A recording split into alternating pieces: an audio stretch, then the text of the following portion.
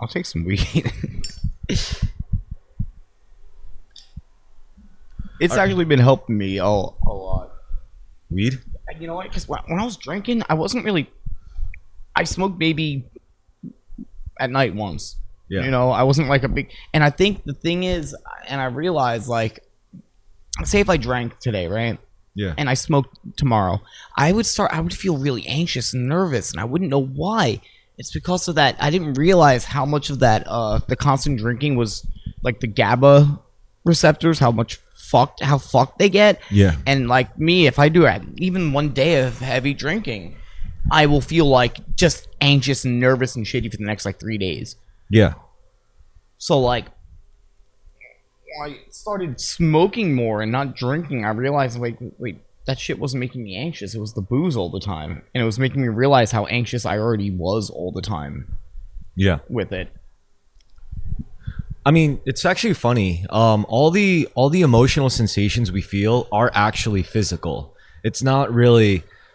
I mean, yes, there's like external stimulus, right? Like something bad happens, but usually what generates the sensation of an emotion that you feel throughout your body is a physical sensation. Like you feel it in your gut, you feel it in your back, you feel it in your chest, you feel it in your face. You know, like really, like for example, and this matters because since like your emotions are basic, like your emotional. Ever see like a girl you were into or anything when you were younger, like hook up with another dude and you can like feel it in your balls? I know, no, but that's what I'm saying. It's like for some people, they see a girl they're into and they feel it in their stomach. For some guys, they'll feel it in their balls.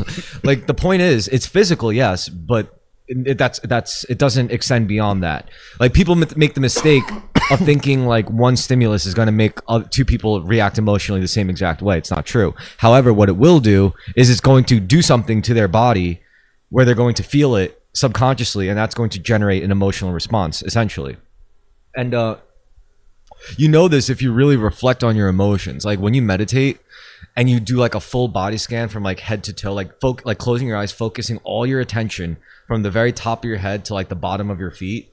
And if you do that like full, like just scan with using your attention, the force of your attention. If you do that, you'll realize you'll be able to isolate like the source of some emotions. It's like, oh, I'm pissed off. I can't tell why. And then you do the scan and then you get to your stomach and you're like, oh, something to do with my like solar plexus chakra, which is defined by, I think, guilt or shame or something. It really is mapped out, like really clearly, all of it.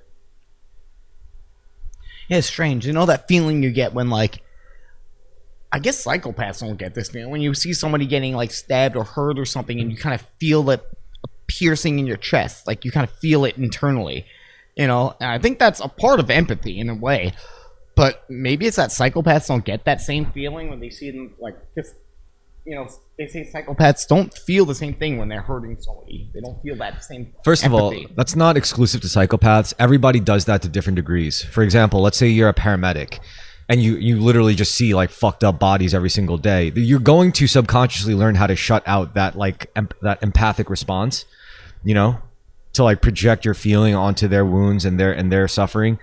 That's something that has to happen over time through exposure. I think, you know, you'd be surprised what the human mind could actually get used to over time, like over gradual exposure. I'm talking about like serial killer psychopaths, like. Well, I mean, if it's malleable, then that means you would have to assume that some people are going to be on one real extreme end, right? Like, yeah. I guess everything's a spectrum. Yeah, that's exactly what it is. It's a frequency spectrum.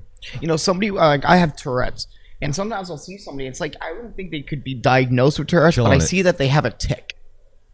Yeah. Like, and I can tell. Like, I'll see someone on the bus, and like they have a certain thing that they can't. And to them, it's just, you know, they're not thinking about it much. It's just a normal thing. Like, yeah, every once in a while, like, you know, I have a kink in my neck, but then I realize it's not. It's something that they do every once in a while, like this, and they can't help it, or they don't even notice they're doing it. It's kind of a form of Tourette's. It looks like it to me as somebody with diagnosed Tourette's syndrome. Yeah, I mean, this is my theory because I'll never be able to like inject myself into a person's like body and mind, but I will say that my guess is that the tics are really, because there's no way to prove this. There's no like actual hard science that studies this. There's not enough known about this. Scan the brain. But no, I'm saying what I'll say is I think a person with tics has some like subconscious issue that they haven't resolved yet, and they don't, and it's so deep that they don't even know how to resolve that. For example, like let's say as a toddler, your mom cared about you so much, they gave you way too many antibiotics, they gave you way too many this, and then, or maybe little things just build up and eventually you become this like sheltered idiot, but you're supposed to be an adult and you're trying to live as a self-independent functioning adult, but you don't know why. Like, all you remember was my mom really cared about me. She was really concerned for my health. But you never think it's like, oh, well, your mom also turned you into a weak bitch by like caring about you too much, you know? So these are really hard, resolutions to make in yourself, because nobody can do that for you. And the older you get, the more you lose people who actually care about you on that level to like point this out to you. It's like, you know, you have some issues you got to work out. No, it's like the older you get, the harder and harder it is to even see it in yourself, you know?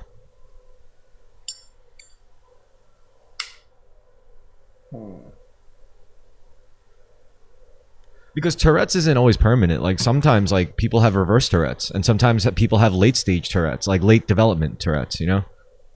It's fucking crazy because the brain is so like, it's the most like complex piece of machinery in the fucking universe. And like, it's amazing, but at the same time, like, it's defective. Like, it malfunctions all the time. Like, the body comes out defective and malfunctioning, the brain comes out malfunctioning all the time. But the like, soul is perfect.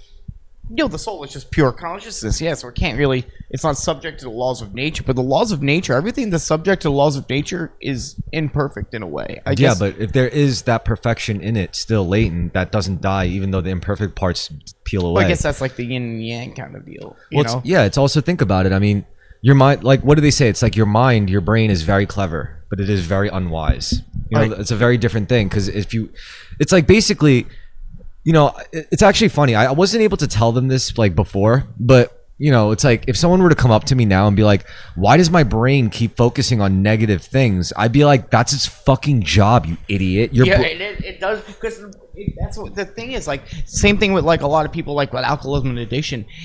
Their brain has gotten so used to doing that thing that the brain doesn't know that this is bad. It just knows that it's trying to survive. Yeah, that's the only thing it cares about. Yeah. It's survival and self-preservation. However, that could also be very limiting, because that'll make you not be vulnerable to people in times when you should be. That'll make you not trusting in times when you should be. That'll make you like unfaithful in times when you really should be.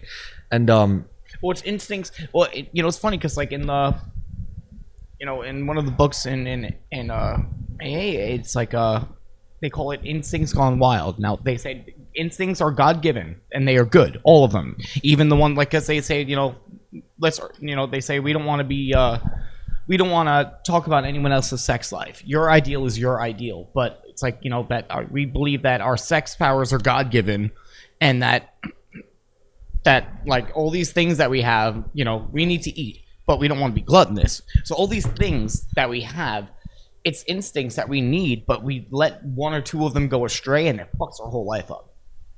If we think too much about, we become codependent on others, or we become emotionally attached on others. It's not bad to be emotionally attached, but when it becomes an obstruction. Like, well, every seven parent, deadly sins is just instincts gone astray. Every parent is way too emotionally attached to their kid. That's just a fact. But as far as like, okay, so the mind gives you the 7 deadly sins, right? Now, here's a trick. Like, I say, like, oh, when people say, like, oh, why does my brain keep focusing on negative things? I say, well, that's its fucking job. Now, if you want to hear good stuff, well, that's when you got to listen to your soul. You got to listen to your heart. And it's actually really funny.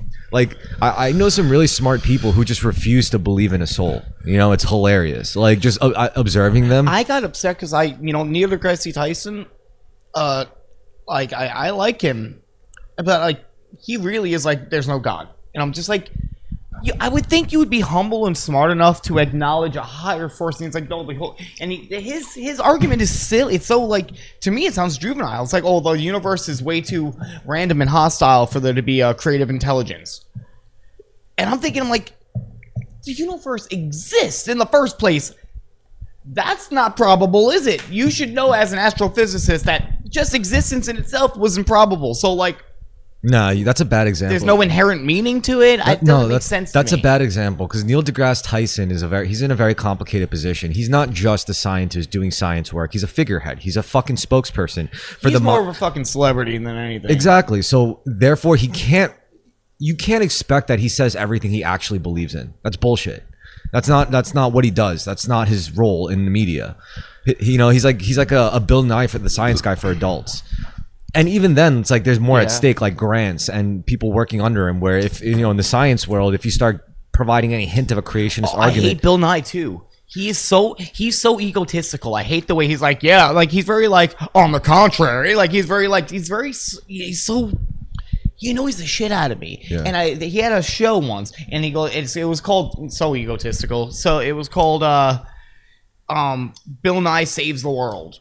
Yeah. And he had one episode, it was a guest on, and he was talking about psychedelics and, like how it, gives people spiritual experiences and it can help with mental health and all. And he's just like, he brought him on the show and he was just making fun of him the whole time. It's like, oh yeah, man, sure. And just like kind of disproved it. And I'm like, that's like that. It's bad faith tactics. I forgot who wrote the quote, but like there's a bar against that keeps a man in everlasting ignorance, and that's contempt prior to investigation. You took my wishy? Did I? Yeah. No, I didn't. Yeah, you did, you asshole. Fucking dick. Anyway. Do you really think it means something? The wishy? No. So, I never did the wishy. Yeah, fucking. So what all of this should tell you is that spiritual, like belief in spiritual, or not even belief, just spiritual insight, spiritual wisdom, occult wisdom, esoteric wisdom. It's not just an intellect thing. I mean, yes, intellect is required, I think, but I think it's higher than that. I think you need intellect, but you also have to have courage. You need to have strength, and you need to have like a sense of resilience of the heart. You have to be able to not just face like unknown events, but literally face like an unknown universe, an unknown reality, something completely alien to you. And that's something I think I was actually really good at. That's why I was able to like integrate and adapt like spirituality pretty easily. But that being said, I could totally see why very smart people, like even titans of industry, would be like, no, there is no God.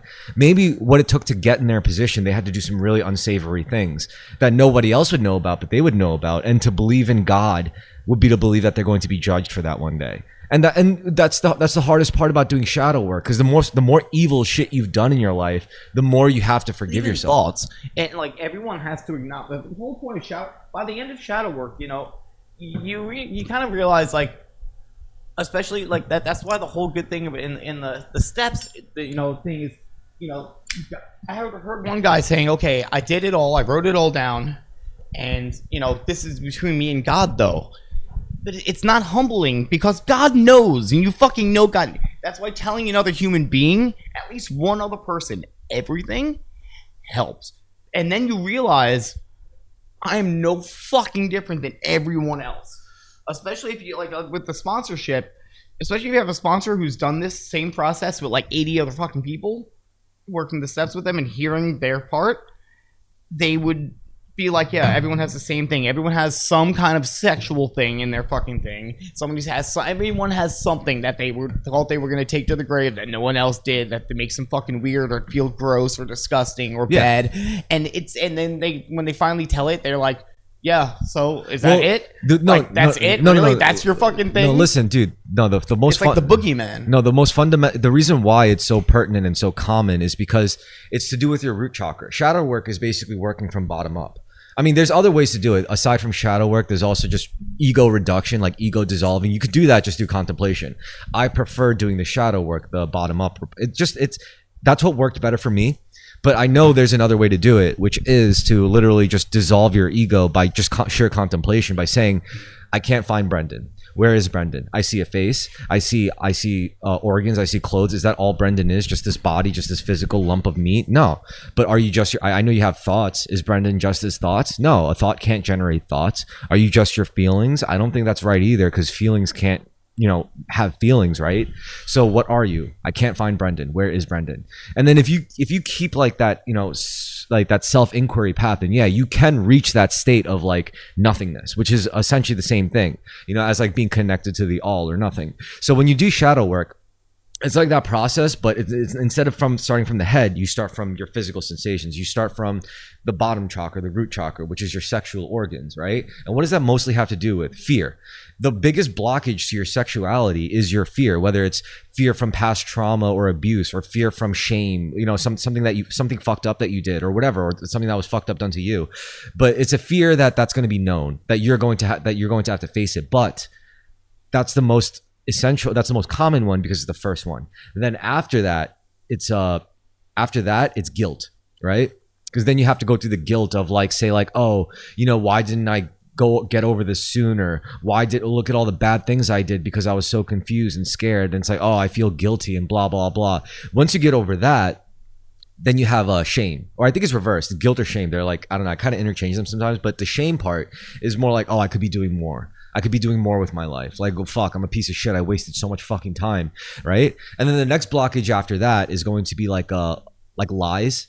You know, like lies you would tell yourself, or lies that you would tell others. You know, like, oh, I'm not good enough, or like, yeah, you're not good enough, or I'm bigger than I really am, stuff like that. And then you get over all these blocks with each 7 chakra point, and then once you get to the top, the end, then you'll be connected with the all. Now that's really hard to do for some, because like, I guess I could say I was lucky, because you're right, everyone's got a weird fucked up sexual hang up, but some people's are way, way darker than others. Mine at least wasn't that bad. I mean, it was bad enough for me to not want to share it on the internet, but at the same time, it's like, it's just something I was able to like kind of work past, because it's one of those things where it's like, you determine it really by how much damage you caused other people. You know, like, if it's something that you did that you know, like... Oh yeah, that's why when we do we have the sexual inventory, and it's like, you know, where have we done harm to others, or unreasonably aroused suspicion or jealousy, or harmed somebody else, or, you know, done something to affect somebody else. But if not, it's just something you just kind of like, whatever, you know. But but you if talk you about yeah. it, you say, okay, you acknowledge that somebody else knows it and they don't hate you for it. Yeah. That's the whole thing. If you can tell somebody everything, they're like, okay, yeah, you're but fine, you're still... But if you know, some people, for example, don't even need to do that with the other person. They could just like face it within themselves, and they're like, holy shit. You know why? Because when you get to the tippy top, that person that did all that fucked up shit that was blocking your chakras in the first place all those years ago or whatever, that's not who you are. You thought that was who you were. That's why you were so attached with the memory. That's why you feared it, but it's really not. I mean, it's still like stuff that your incarnation did, and you will probably pay for it, or you have paid for it, you know, whatever. But that's not just all you are. That's why when you do reach integration, when you do shadow work, it's a moment of like, not like punishment or judgment. It's a moment of like joyous reunion. When I went through it, I cried, because like I realized all the fucked up shit that I did, but I also realized all the good stuff I did. But then at the end of it, it was like, there was this initial point where like I was looking at my past self, and I was like, I screamed at it. I was like, you fucking moron. And then as soon as I did that, I started crying. And that's when I immediately realized I was hurting. I was screaming at myself.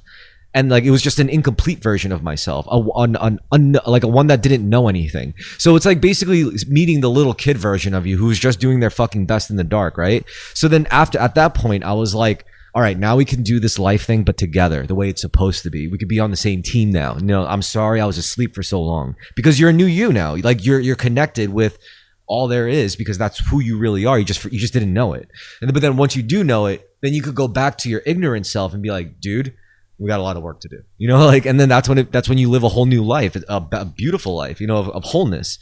So yeah, it's a really hard process for a lot of people, especially for smart people, because smart people can't help but have like all these like biases, judgments, and prejudices, but because it helped them become smart, you know? So like they still lean on it.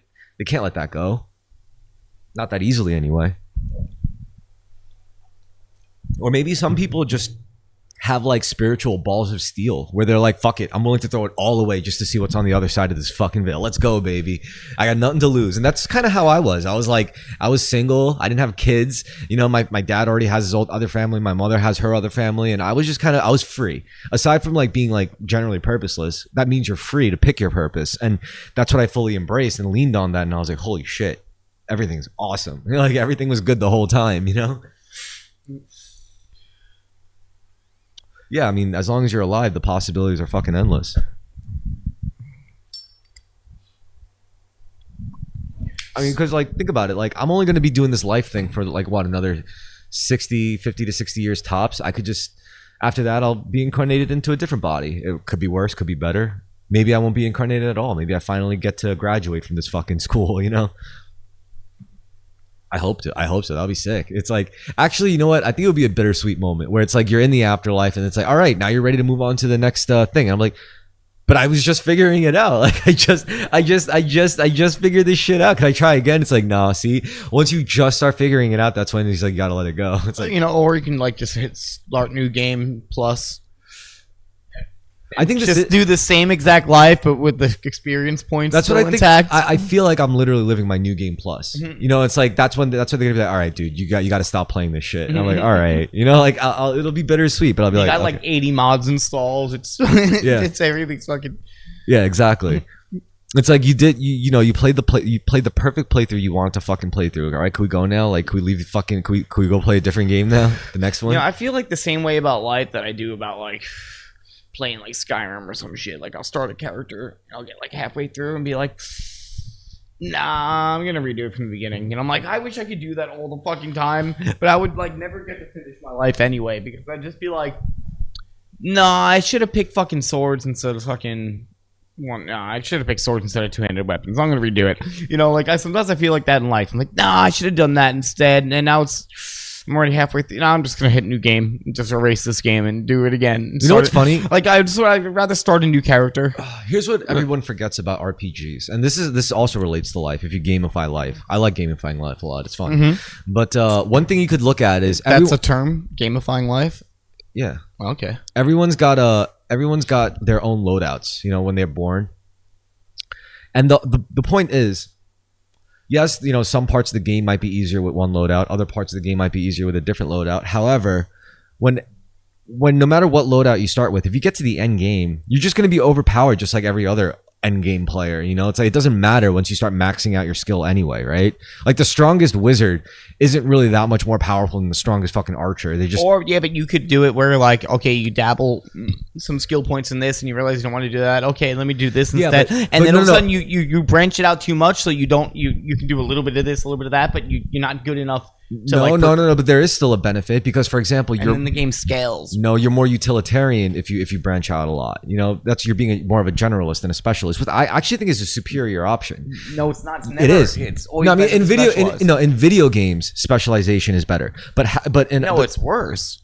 No. In the video game specialization, yeah, right. Yeah, but in real life, generalization is better because here's the problem, right? You got to look at it like this. You know, you had kings who resided over their kingdom. But the thing was, the kingdoms at these times during like the feudal era only knew their kingdoms. Like they only knew their lands. They could barely ever leave their lands because you know that's not their kingdom. They're vulnerable, right? Pirates, on the other hand, knew the world.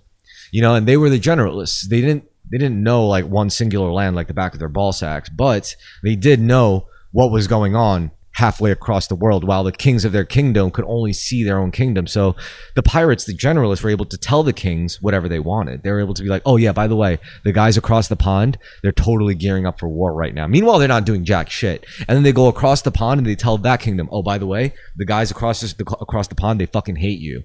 They're scared of you and they're gearing up for war right now. These guys also specialize in what they did to get on these boats and learn how to, sail ships and shit. Instead of specializing in carpentry or something else. No, that's not the history of pirates. The pirates were like ragtag group of people from all sorts. The reason why they became what they were is because they were privateers before that. It's because so many of them died, and the ones that survived were the ones that were the most adaptable, ones that were most like intelligent, pretty much, that could act the most prudently. It's just like capitalism, like privateering. Like you said, it's what companies really survive is the most cutthroat, the most prudent, the most privateering. Back then, there was a war with Spain and England, and then they had jobs where you'd work for the king and sail for them, and it was shit pay. Then you had privateering, which was they would outsource companies. They would outsource that you got paid to go plunder Spanish ships and take it back to the king. And you got paid. You got paid to take out Spanish ships, and you got to keep whatever. And it was legal. And then that became illegal to do, and they stopped doing it. and then all those people ended up becoming pirates and going around just attacking ships and stealing their shit. Yeah, so especially like their own country ships. That's when it became like a real big problem. But these people were trained sailors under the King's Navy before that. These people were soldiers. They fought for the King's Navy. They got betrayed. They felt like they left with nothing. So then they ended up thinking like, "Fuck it, we're just gonna sail the seas." Yeah, but they weren't rank and file soldiers or rank and file Navy. They were like Blackbeard was in the Navy. He was, but then after he became a privateer, he no longer functioned like a navyman. He no longer functioned like a seaman under the Royal Guard. Yeah, He literally they were more generalists about it. They were like, we can't just be sailors anymore. Now we also have to be smugglers. We also have to be saboteurs. We also have to be negotiators. We also have to be syndicalists. We also have to be traders. We also have to be fishermen. Right. We also have to be hunters. We also have to be like anthropologists. Yeah, you have to find a place to sell the stolen shit. Yeah, you have to have. You have to have a business. You have to have a commerce network. They almost became politicians in a way too, because they kind of tried to start a whole republic. And now you see why generalism is so much more powerful than specialization. I mean, the only way that's these people only lasted a couple of years, man. That's not true. That's not true. They ended up. You think privateers went anywhere? Like, all right, don't get me wrong. Most of them died off, but like anything. It's the top dogs that survived. The privateers, even the top dogs, they made it like 2 years tops. No, they just changed shape. They just changed form. They went legit. They went legit. They got legal domain over like their corporate. They killed Blackbeard. They killed them. They found them all. Stop focusing on like the actual figureheads and like the prolific people and think more about the actual entities in and of himself. Blackbeard himself was just one guy. He was just one entity. So was what's his name? The whole Treasure Island crew. That what the fuck were they called? Captain. Like people of that era. You know? Were those real? Treasure Island's not real. No, I'm just saying. I'm just saying it was depicting that era of like. Yeah. Blackbeard's a historical guy. Yeah. Wait, Captain Flint. Yeah. Captain Flint was the novelized form of the novelized iconic. I watched the Muppets. Muppets Treasure Island. Yeah. Yeah, but that era, that time, that was like. But anyway, companies like that didn't go anywhere. They didn't really die out. They just changed. They went legit. Our country is literally run by like bandits and our country was founded by like bandits, pirates, and rogues. Oh, I was watching YouTube, and it was somebody that read a history book. It was like in school, U.S. world history book from 1855, and oh my god, it is way worse than I thought it was gonna be. Holy shit! Why? The way everything was, they for one, it's like since Adam and Eve, we had come here and we have taken over from the savages, the godless savages, and now this place, Boston, it's a home to 11,000 whites, so and so free black, free colored people, for free Negroes, and this many slaves. And this what was this from? 1855. Oh, this book? Yeah. And so there was no science yet. These people were like, legitimately, it's like, yeah, we came from Adam and Eve, and we killed the godless savages, and we fucking, and like the way we talked about other people and black people and shit. This is like less than 100 years ago. It's so fucking bad. You ever heard of the Book of Enoch? No. Wow. Okay, so the Book of Enoch was this Ethiopian Christian book of the Bible. So it's not, I don't think it's included in like conventional iterations. But in the Book of Enoch, it talks about how it gives you like I don't know if it's that different from the typical like creation myth, but it talks of an ancient civilization before the ancient Egyptian. Like, let's say you were an ancient Egyptian of the Kemet culture, right? And imagine ancient Egyptians to the ancient Egyptians. Like, imagine being an ancient Egyptian. You were an archaeologist studying what you would consider ancient Egyptians, right? Oh, yeah. It's funny that you said this. Yeah, so anyway, listen. Apparently, the precursors to the ancient Egyptians was like a super advanced civilization. They had access to technology that would literally be indistinguishable from magic, right? and like godlike power.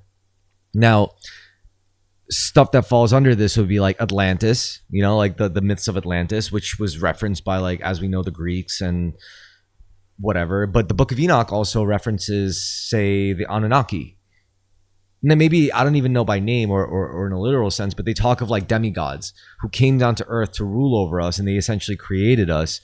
But amongst them, they said, oh, you know, these are our little human hobbit slaves that mine gold for us, or whatever. They serve us, essentially. So these demigods, we could call them aliens from another planet, another This world. sounds like Assassin's Creed. But listen. So what they do is they said, come, let us pick wives amongst these little hobbit humans, and that's what they did. You know, they found like the sexiest little hobbit humans they found, and they mated with them.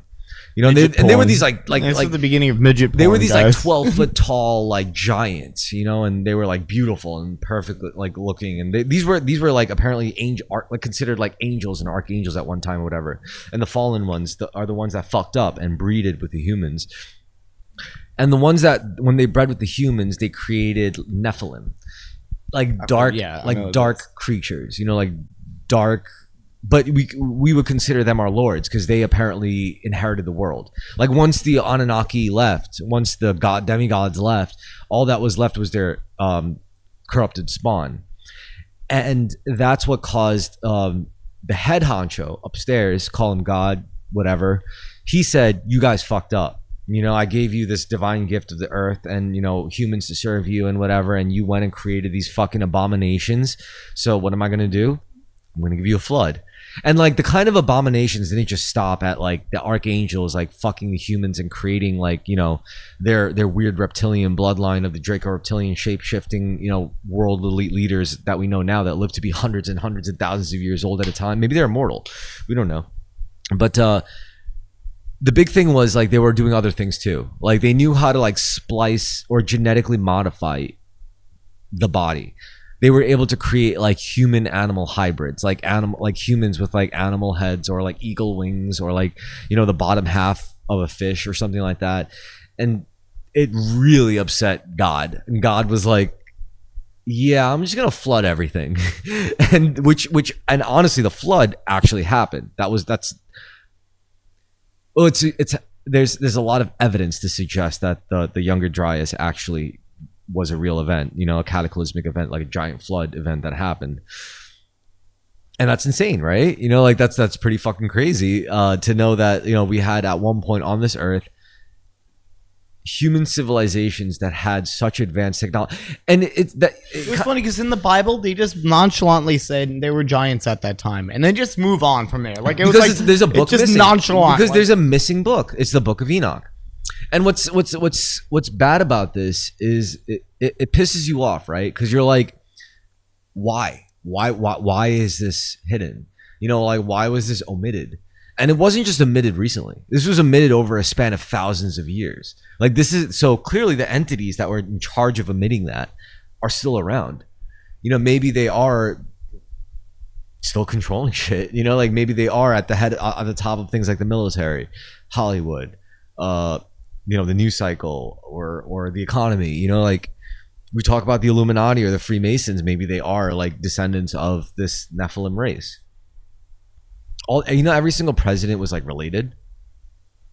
Huh? Yeah, every single president except for like one or two. They were all directly related to each other. They're all direct descendants of like European royalty of the same family bloodline. Really? Yes. I'm gonna look into this. Yeah. Yeah. So it's interesting stuff. The Book of Enoch. Like Obama? Yeah, Obama too. So it doesn't matter what they were, as long as they're connected somehow to that bloodline. Yes, and they're all connected, and they're not even that far removed. Crazy, right? So Donald Trump. Actually, he might be one of the outliers, but I don't know if that's actually true. Like, if everyone's connected to the bloodline, that means they don't fail one. Exactly. They don't. This. Oops. One got through after all these times. No, that means they got. And this you know what that wraps, also means? know? That means everything that's happening right now is planned. I've always thought that though. I'm like, come on. There's no way that there's not. Like, there's no way they're just letting us make decisions. It's no. I don't think. I don't get the voting thing. I'm like, dude, either dismantle it or don't. That's all the only option. There's no way. We're not gonna. I don't know. The only way you could dismantle it is if, because the only way you could actually apply any of this to your everyday life is to accept magical thinking, is to accept that your thoughts, like reality, is downstream from your consciousness. So how you shape your consciousness is literally how you shape your reality.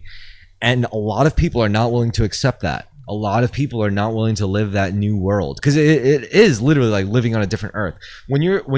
I remember when I used to think life happened to me. I lived in a very different earth. Didn't the Bible say there'll be a new heaven and a new earth? And then I started thinking I happened to life, and I was living in a very different earth. Then I was starting to think,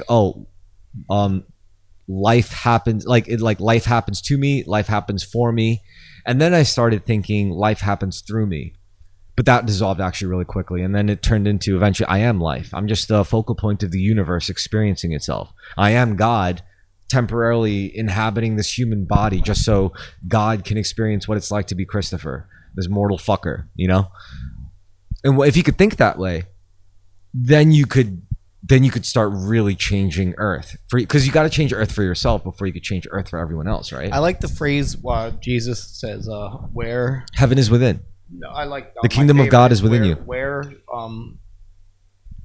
this as a loose garment. Wear yourself as a loose garment, meaning like, don't be so like tight and serious. Like, wear it like it's just a loose thing you can you throw it on real quick. Looks like a shirt you put on as a pair of pajamas. But I would also add, wear it well. Wear it and wear it well, because you're not going to get another outfit. Yeah. I think the Jesus hippie aesthetic is cool. Like, he just walked around with fucking sandals and just he's just chilling. No, he wasn't just chilling. He wasn't extravagant at all. No, he was very critical. Like, there was literally, there was that show and a quote from the show where Jesus comes up to people and is like, "What'd you guys expect?" Like, that I would just come up and be like, "Yeah, good job, guys. Keep doing what you're doing." No, like, I'm here for a reason.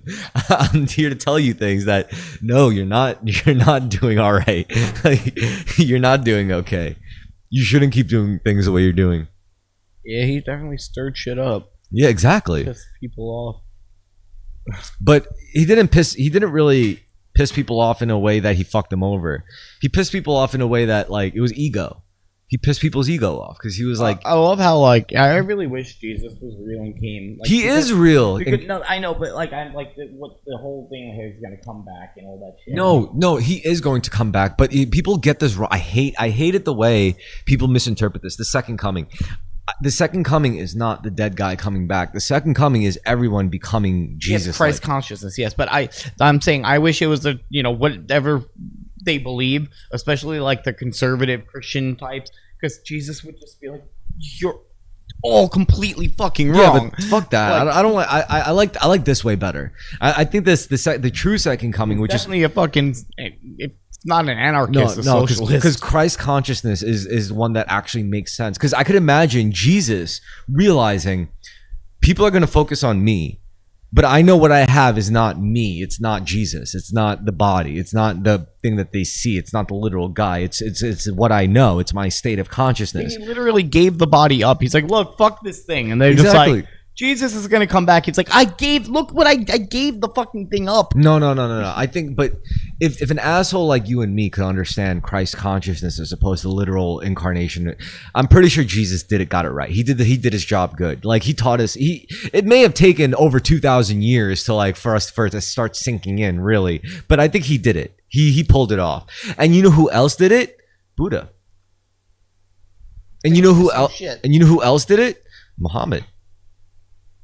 Well, yeah, and like the people, they figured it out. These were the guys in history that actually got it, and they were like so separated from each other because their influence was so heavy that. What do you feel? How do you feel about Sadhguru? It's very, very popular right now. I think Sadhguru is great. I wouldn't hang on to his every single word. I don't deify him, but I do think he's got the Christ consciousness. I do think he's got the Buddha mind. I do think he gets it. And getting it is not. See, here's the deal. What about Osho? I never saw him speak. He's kind of, I don't know. You know who's, all right, I'll list all the people who I think get it, aside from like, I don't know, Sadhguru. I think Alan Watts got it. Wasn't he died in alcohol? So? He wasn't enlightened or anything. So you think Jesus didn't fuck around with mad bitches, probably? Alan Watts never claimed to be enlightened at all. He wasn't enlightened. He was a studier of these And Alan Watts never claimed to be anything. He was more of a philosopher. Alan Watts? He didn't practice these things. He just knew a lot and spoke about it very eloquently. But Alan Watts was not a divine like practitioner. He wasn't a monk. He wasn't No. I wasn't talking about people who practice and heal. I'm talking about people who got it, who understood it. Yeah, but that's a Jesus, and a Buddha is like an enlightened avatar, enlightened being, like Krishnamurti maybe. So you're telling me Alan Watts didn't do any good? Yeah, he did, but he taught the West about Eastern philosophy. So he did his role. He fulfilled his role. But he wasn't an enlightened one. Yes, he was. He just knowledge. Wait. Actually, I shouldn't say he was or wasn't. How would you know if he was an enlightened one or not? I don't make judgments like that on people. I'm just saying. Because he also talks. He doesn't claim that too. Like Eckhart Tolle, he is self-claimed, but to be an enlightened being, to be free completely from the ego. Alan Watts is not free from the ego. He's not a free being. He just knows a lot about this. Dabbled in psychedelics. No. Enlightened beings are not free from ego, dude. Enlightened beings are not completely devoid of ego. Enlightened being, a Christ and a Buddha is they are free. They are anointed ones. They are free beings. They are. I wasn't talking about Christ. They and could Buddha. fucking perform miracles if they want to. No, dude, I wasn't talking about Christ and Buddha because there's no fucking photographs of like. I'm talking about people we actually have photographs of. Okay. Yeah, but we don't really have like. I don't think really like maybe Eckhart Tolle might be. I don't know. I'm saying my opinion. People who what do you feel about Eckhart Tolle? He's fine. He gets real? It. He gets it. You think he's really like? Yeah. I think he gets it. Buddha like. Okay. The way I'm gonna put it is like they're tapped into the source, right? Alan Watts was tapped in. Eckhart Tolle tapped in. Even people you wouldn't even expect. Like I think. What's his name? Fuck. Completely drawing a blank. But yeah, Eckhart Tolle he's definitely tapped in. Alan Watts. Oh, Terrence McKenna. I think he was tapped in. Who else? Ram Dass. I never read much of Ram Dass's stuff. Oh, Carl Jung. He was definitely fucking tapped the fuck in. Definitely tapped into something, yeah. Yeah. And also I think there's people that are tapped in, but in a dark way. Like I think Albert Einstein was kind of tapped in. I think Aleister Crowley was kind of tapped in. He's a fucking psycho, though. Yeah. You know who else was a psycho but was tapped in? Hitler. Hitler was definitely tapped in. I don't think he was tapped in. Yes, he was. He was channeling. He was definitely channeling. Some fucking demonic shit, then. You think the Jews didn't do demonic shit? I don't know. Oh, where's this going? No, I'm just saying, like everyone who dealt with every culture that heavily dealt with metaphysics did some dark shit. So you can't hold that against like metaphysical schools. Actually, yeah, you should hold that against metaphysical schools. More about fucking Jewish mysticism. Kabbalah? Because it's like that shit isn't like that shit goes deep. You know what that is? Doesn't believe in reincarnation. That is basically Abrahamic Vedic tradition, Abrahamic magic. It's Abrahamic chakra system. It's probably what all those religions should have been. Like they have like the No, it's what they are. It's just there's levels to it. For example, if you're being locked into your ego, you should be content with like Christianity, standard Judaism. You're basically one of the sheep being guided by the shepherd. That's the whole point of like organized religion. Once you understand that to the level and actually are able to master it within yourself and not just talk about it and read a Bible and just preach and actually do it for yourself, then you're able to go on to the next level, which is the mysticism, like Kabbalah, Gnosticism, or Sunni for the Muslims, like shit like that. All the Abrahamic religions have their own really heavy form of mysticism. Christianities have Gnosticism, the Jews have Kabbalah, the Muslims have Sunni, I think it's called, or whatever. And they all deal with the same shit: semen retention, restricting diet, cultivating inner energy. You know who else do that? The Chinese mystics. Like when it comes to like Taoism, the Tao, and all that shit. Yeah, because I feel like there's a big difference between being religious and practicing religion. Like you could be a Christian, yes, but you could also, like, if you were really devoted, wouldn't you become a priest and renounce sex, renounce this, renunciation would be you actually participating. So going to church, it's kind of like, I guess there's levels of how realistic. Let me ask you something. Would you consider yourself not like an enlightened being, but at least like expanded enough in consciousness to consider metaphysical self and metaphysical properties like your soul? Yeah. Okay, so I guess I have those concepts. Yes. So let's say you met a girl, a woman who was just as like at the same level of like metaphysical wholeness as you. I'm not. Where you're not okay. Let's say you have two enlightened beings, like a man and a woman, and they have sex with each other. You know, they say that's like a mirror, like two mirrors staring at each other. Yeah. Isn't that interesting? Because like imagine two humans, like a man and a woman. Human body is a man and a woman, but they're both like non-duality. You know, they're both like embracing non-duality, and they're both like, yeah, I'm just, this body is nothing. You know, this body is just whatever. I'm actually my soul, an infinite being. And a man and a woman who both have that state of consciousness meet and actually. You get that when you're deep in love with somebody, though. Not always. Got it. Not always. I guess it's rare. Sadly. It would be interesting though, right? So, but this I think is becoming more common. You know, I do think like non-duality mindset is becoming more common amongst people. We're talking about it, and we're not living in like fucking the Tibetan mountains, like fucking meditating every. No, we're just some assholes. But even we could comprehend it. That automatically is a very. I don't take that for granted. I think because like I'm humble about my shit. You know, I'm an idiot. I don't actually know like things like elites of the world do, or I'm not like a practiced monk or anything. But I do think I could grasp it enough to make vast improvements to my own life experience. Therefore, I think other idiots in the world are doing the same thing. Honestly, I really, really, really do. And I think that's a positive sign for human development. I think humanity needs to get more spiritual. What do you think? Yeah, we're all gonna die if we don't. But I don't. But I also like, I guess it started in like the 80s. Like the 60s was like, let's save the planet, and like I guess during the 80s and 90s, especially like I'm talking about music culture and everything, the youth culture became more like, we're fucked, fuck it. So it went from we're gonna save the world, yay, flower Captain children, Planet. yeah, to like, and then slowly like that whole like, let's fucking stop the evil grown-ups and like change it for ourselves. And then those people became for conservatives, and then eventually you had punk rock and grunge and shit. It was more like fuck it, fuck life, we're all gonna die, and then like it like we slowly became like just sicker and sicker to the point where like, yeah, we reached the breaking point though. I think you know what I think? It's like, it's not just the individuals that do shadow work, but I think humanity collectively also does shadow work. I think that's what the cycles of the yugas are about, I think maybe the upsurgence of mental illness, it's like everyone's just actually realizing how fucked they are finally. So everyone's like, I have this. It's like, we've always all been fucked up, and now everyone's like, why am I like this? And we're actually questioning it. Like, why do I get angry in traffic? Why do I have this impatience? Why do I have ADD? Do I have this? It's like, no, we all are under a gigantic psychosis. And now we're just labeling all the different types of psychosis that we all fucking have. Yeah, no one's really straight. Yeah. Yes. What do you mean you're mentally ill? Join the fucking club. Because if you weren't, because at this point, we live in an insane society. There's no reason you should be okay.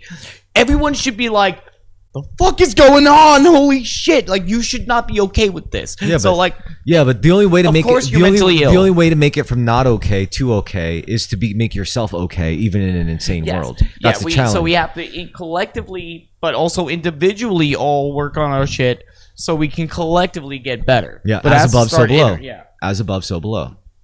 So, but everyone finally, but right now we're just at the point where it's like waking up inside of a nightmare. People are just like. Especially the youth, it's so like, look at the meme culture and the internet culture, especially among the youth. It's just so like, it's like, I live off of coffee and Red Bull and vapes and fucking work 60 hours a week so I could barely, so I could eat ramen and shit. It's just a very like bleak, just like, what the fuck's the point of this life kind of shit. Because this society has been like, before this, it's just like, go, go, go. And we're like, go where?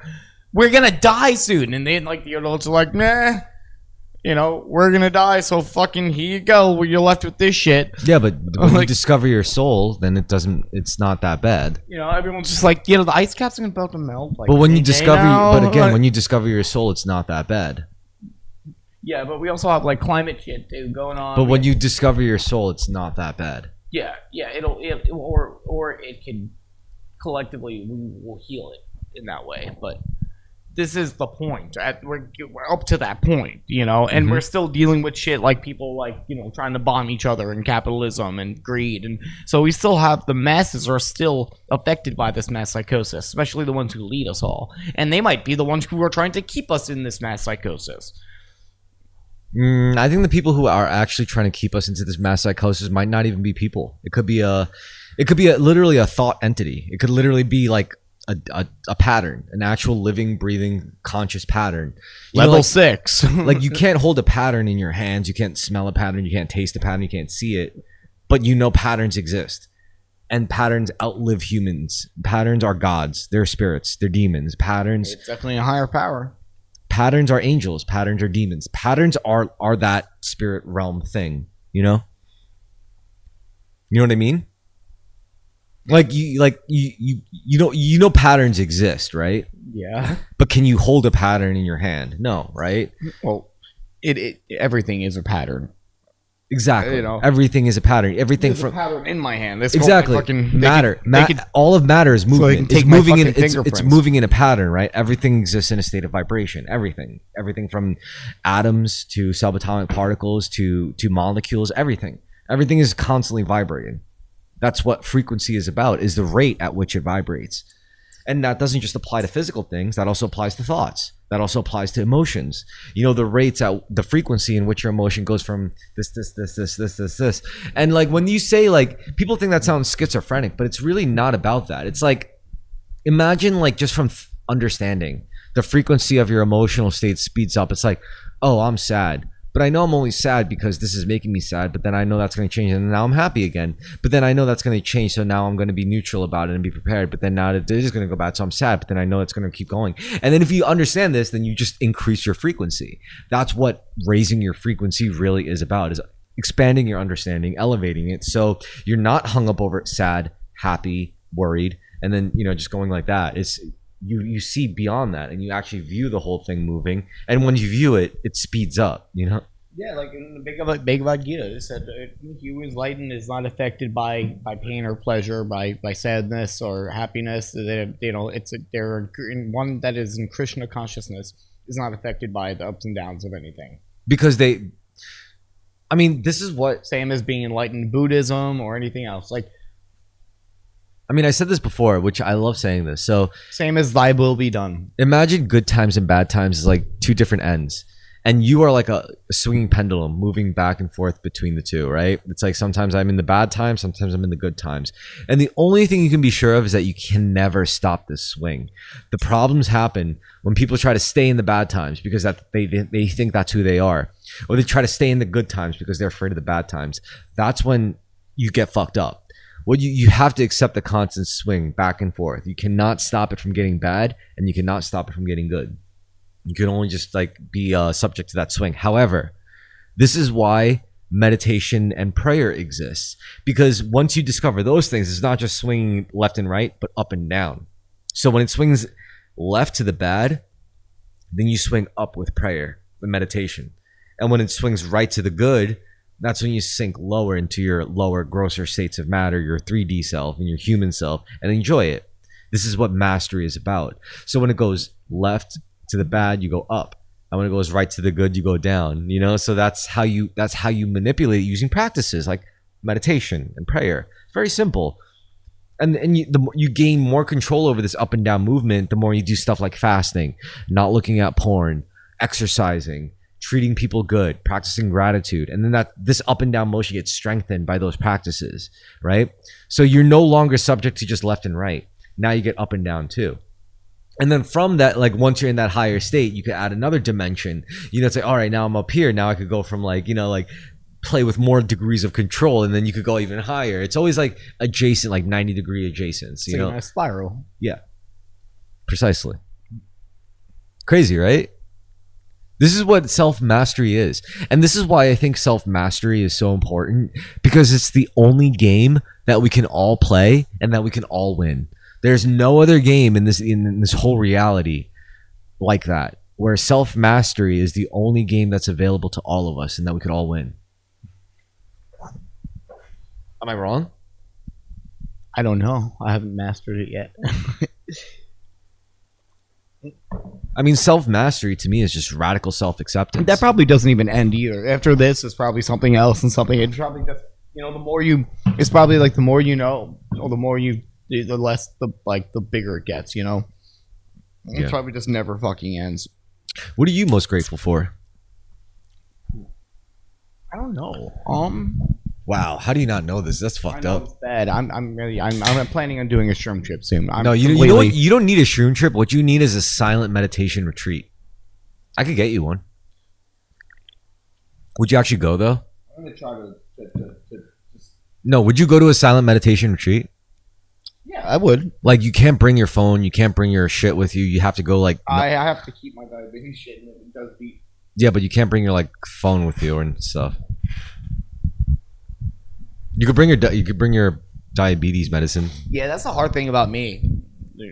Shit like that. Because you're so locked into your body. That's your challenge. Like, it's like once you try to transcend your body and mind, like your diabetes, like, nope, you're still. Man, it's so bad. On top of that, I had the ADHD, the Tourette, all these. I have a lot of things,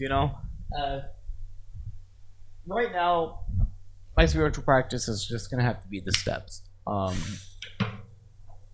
Dude, this is what confuses me about my own spiritual journey. I'm like, I don't deserve any of this. I really don't. I'm not like a victim of addiction. That's why grace is called grace. It's not supposed to be of your own making. It's supposed to be. That's why it's a gift. I was like, so it's like, that's why I take it so seriously, because I know I don't deserve it. So I have to like make the most of it and do That's how people in recovery think. There's no way I stayed sober on my own. This was a gift to me and from God. This is the grace of God. A lot of people say I'm sober by the grace of God today. Seriously, and they're grateful, and that's why they do the work that they do. They help other people about trying to help other people find God. Because like I wake up every day feeling so fucking good. And I'm like, and I know that's not how everyone else feels, because I didn't feel like that myself all the time. It happened like overnight one day. And I was like, it's not right that everyone doesn't feel this way. It's not right that everyone can't experience that life, because they can. So that's why I take it like I'm so like passionate about like trying to like, I don't care if people find it abusive. I'm going to force you into it if I have to, because the alternative is not good. The alternative is, like you said, we all die, like. Yeah, for some people that's the case. A lot of people say, like, it's funny, like Steve-O says, it's like, he's like grateful that he had. I hate Steve-O. He said he's grateful that he had the problems as bad as he did, because he's like, there's some people who's just bad enough to make their life a little shittier for them not to change. And him, it was to the point where he was gonna like die from it, that he had to change and become better and made his life better in the end. Yeah, now he became a shill. Not even for cool stuff. He became a shill for like products, and not even for like the 12 steps or like Gnosticism or spirituality. He is all about the thing is, I think the people who are the quietest about it are the ones who are doing it the best. Because there are a lot of celebrities who are doing these things, and they probably sponsor other people. Like Jim Carrey? He doesn't work the steps. He's not in AA. No, he's not. No, I'm not talking like spirituality. First of all, AA, the stuff that AA does, they didn't make that shit up. They stole that from esoteric traditions and occult practices. You know that, they right? got it from the Oxford group. What? The Oxford group, which is an first century evangelical Christian organization back then, in like the 1920s and shit, 1930s, that had like these spiritual principles. There were like 6 principles. And where did those guys get the spiritual principles from? Obviously, fucking Catholicism, Christianity, Gnosticism. There you go. That's what I was looking for. It's the process of turning one's will over to God, confession, reformation. So if you've done any harm, and you have to fix those harms. Look, I'm going to be honest with you guys. Of your sins. I'm going to be honest with you guys. I think I'm not really into Christianity and all that, and evangelicism. I'm more into Gnosticism and Rosicrucianism. How do you feel about confession? I think it has its merits. I think it could be therapeutic. You know what I'm saying? Like I think it's therapeutic for people. But it's like this. But it's like the same thing as journaling. I wonder if they tell you to right those wrongs. Like if you go to a confession and say, I stole, $100 from this person, forgive me, Father. Yeah, you know what they tell you to do? They say Hail Mary, full of grace, blah blah blah, 1,000 times. That's not no, they should tell you, go fucking pay that guy back, asshole. That's what that should be what you do. No, because no, you don't know, because you don't know, for all you know, like you don't know that guy's story. Like, what if like you pay that guy back and then he goes and like rapes and murders his wife? Like, it's not about other people. It's not about your. It's not about your. No. It's not. That's the therapist's job. The therapist's job is to tell you to go pay that asshole back. It's the priest's job to tell you get right with yourself and get right with God. You know what you did. Everyone knows what you did. Maybe I know what you did. You know what you did, but it's time. No, because in the Bible, there's even parts in the Bible of Jesus saying, like, there's like somebody tries to give money to the altar and Jesus scolds him. He's like, you owe this money, pay this first, and or pay it to your brother who needs it, before you give it to God, and he talks about how paying other people back and being kind to others is being kind to God. Your relationship with God is akin to your relationship with other people. Just like saying, like this guy saying, I always, why doesn't God accept me? And he's like, because I came to you as a beggar and you turned me away. I came to you hungry and you turned me away. There's parts in the Bible where it blatantly talks about your relationship. Fix your relationship with other humans is fixing your relationship with God. You just brought up a good segue into a good topic that I wanted to cover. You're hurting God if you're hurting another. So listen. The Jews came up with a really good system for money. Now, I don't know any other culture that's known for consistently teaching their kids what to do with their money. Most cultures are really bad at this, but the Jews got it down. So this is what the Jews have taught their kids. I told you this already, right? Mm-hmm. The 5-jar system? Yes.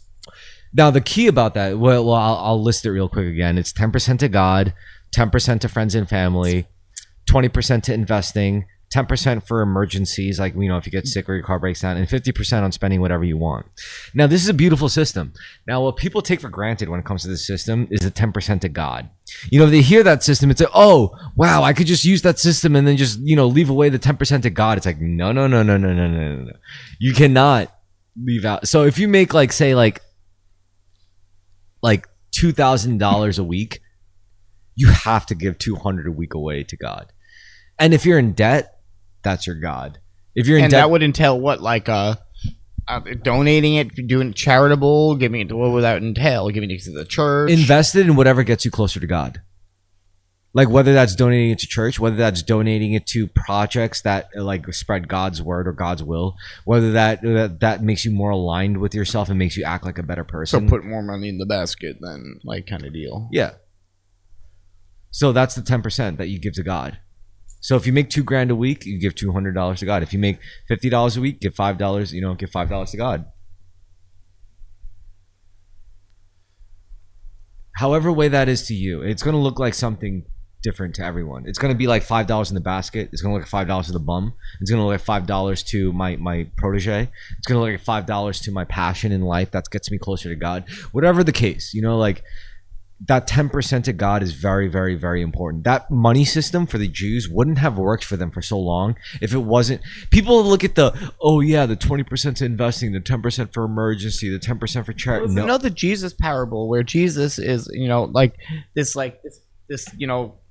guy who claims to be this pious religious man goes in and puts like a whole bunch of money into the donation thing, and then this like poor like beggar girl goes in and puts like a penny in there, and they're like oh, she only put a penny in there. What and a Jesus bitch. is like, she What a put fucking more cunt. in there than you did because you gave a small portion of your huge fortune, and it seemed like she gave everything she had. Gave everything she fucking had. Like that's all she fucking had. She gave so much more to God than you did. True, proportionally. And like that makes me think about like the 10% to God. And it's funny because like these elite richest people who are claiming to be Christian are, against the extra taxes. It's like, dude, same fucking thing right there. And if you think about it, it's like, why would I be taxed more? Because even if your taxes are 30% and a poor person's is 10%, you still have more than them after it comes out. Regardless, even if it's 50%. you still have more than they do after it's taken out. So like that shouldn't be a fucking issue, you know? Why do I get a larger percentage taking? It's like, I'm sorry if I'm taking a percentage of a billion. Really? How much more are you missing? You know? Like how much of a big... It's funny because I hear like billionaires talk about, you know, it's really sad and blah, blah, blah, you know, the state and the poverty. It's like, you have like $20 billion. Just why aren't there fucking Bill Gates fucking homeless spa hotels everywhere? You could do that and you don't. You just build a fucking company that just comes out of your profit completely of like a couple $1 billion and still have billions left and just have stations everywhere that just grows and makes food for the homeless and builds little homes. You want to hear something fucked up? So like you're complaining about something, you have the power to do it. I don't get it. Actually, you know what's actually interesting? So there's two types of there's two ways to get God in the universe to have your back with your output, your productive output. There's the money thing, right? If you give 10% of your cash to God, the universe will reward you, right? However, there's another thing too. There's a deeper form of currency than money. Do you know what it is? What? Energy. Okay, yeah. Because power. like if you have no energy, you could have all the money in the world, but no energy to like do anything with it, then, you know? So here's the thing. You only have a certain amount of energy in your day. We know this. This is a pattern, and we know patterns are alive and all that shit. So this is the God that dictates this, the God of energy. Now, when it comes to energy, if you devote 51% of your energy to the service of others and 49% of your energy in service to yourself, that's all the universe or God or anyone wants. Our ruler wants. They just want that extra 1%. 51% in service to others, 49% of your energy in service to yourself. The universe will fucking take care of you. I swear. I know this sounds crazy, but really, like divide your energy in half. Like the energy you have to do all the shit you do in the day. And I know some people have more energy. Some people have less energy.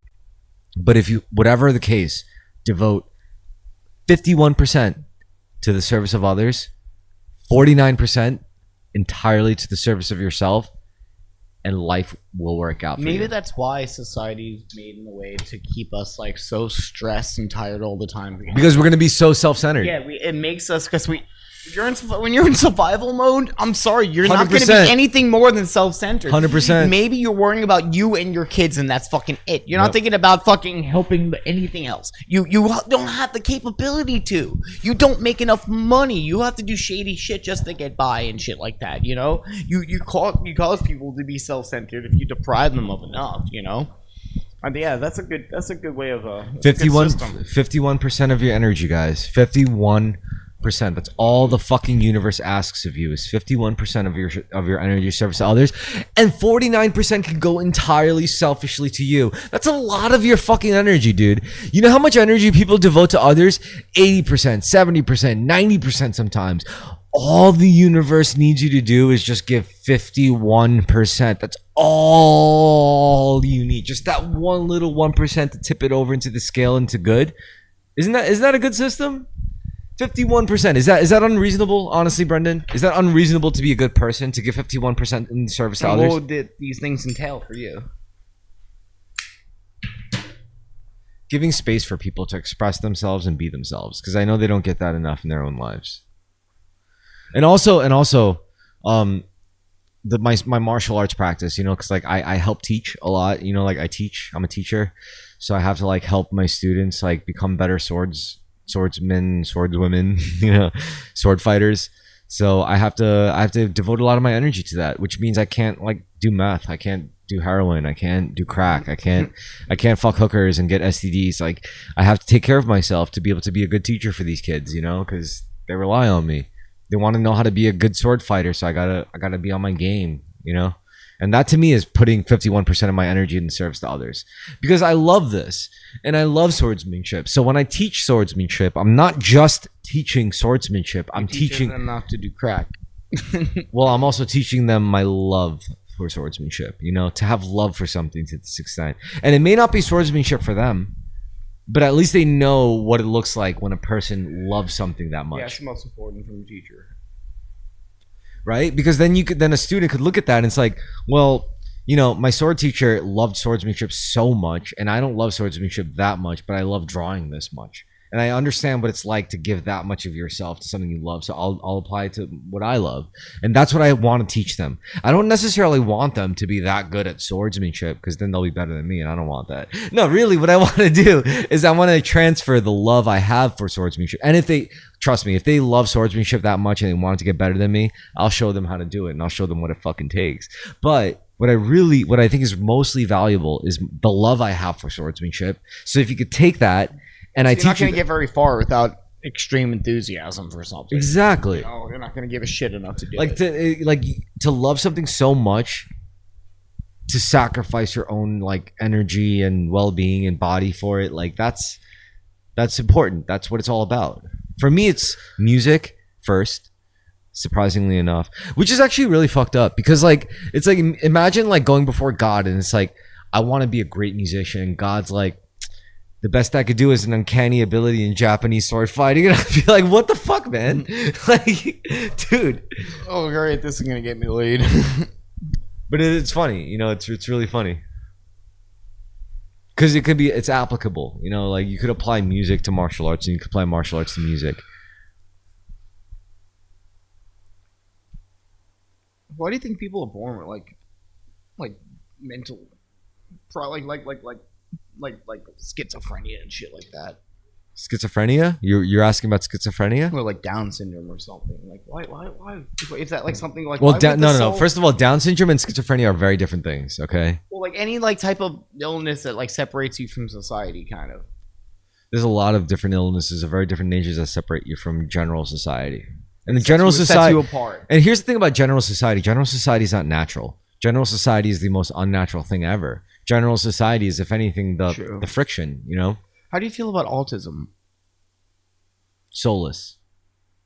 What do you mean? Like, when you ever go to any, like, the more autistic a person is, the less likely they are to believe in God. The less likely are they to believe in a soul. It's like they are literally soulless people. Yes. If you look at like NPCs in a video game, it's autistic people. Like you go up to an autistic person and they'll be very all about their mind and body. They're all nothing but their mind and body. They have no conception of a soul. Like autistic people literally are. Why should they though? Exactly. Maybe they're right. Maybe. So that's why I don't hold their position against them. You know, like just because they're soulless people doesn't mean I think they're like wrong or bad. I don't think so. I don't think autistic people don't believe in God at all. Really? You think so? How many autistic religious people do you know, Brendan?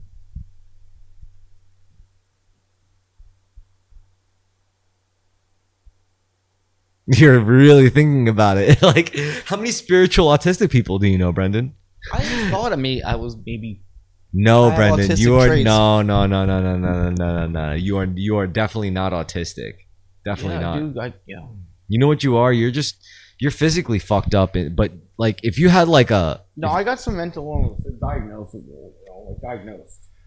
No, I think if you didn't have, I think if you didn't have diabetes, you probably wouldn't have Tourette's. You'd be like the solid muscular chest. I had Tourette's and OCD and all these things before. Like you knew me in school. This kid's fucked up. Like I was bonkers. No, I thought you. My nervous system. No, I saw you when you were young. I never thought you were fucked up. I thought you were free. It's fucking crazy. Anyway. You didn't see me all the time, you know, like my emotional state and everything. You know, I was in a punk band for a reason. I was like that to begin with. You know, you gotta talk to the mic. To me, you gotta talk to the mic. Punk didn't make me like that. Punk was just perfect. You know what I noticed? When you're smoking a cigarette, you don't like to talk to the mic. You're always talking like this. You know, these cigarettes like making me like the smoke going in my face is like stuffy to me, and so I'm trying to keep it away from my face. And I guess by accident, I'm also doing it to the mic. You know what's so funny? Yesterday, I was doing. You remember Carmen? You met Carmen, right? Yeah. So I was doing the episode last night with Carmen, and he was like, mustache. He was like, I love smoking cigarettes indoors with. I love that you quit vaping, so we could smoke cigarettes indoors and just chill like this. You know, he likes it. And I've grown. I used to want to always smoke indoors. Now I love vaping. I just like the taste of it. You can just like take it and put it down. I like, especially if they have a rubber, you can like bite it a little bit. You know what I didn't like? I didn't like the easy, childish, tasty access to nicotine. I wanted to earn it with the burning of tobacco, like the native. You know, the Native American. Fucking sadistic. It sounds Masochistic. Like masochistic. Yeah. The Native Americans taught me that tobacco is medicinal. You can't disrespect it by trying to dilute it into some fucking gay liquid. You know.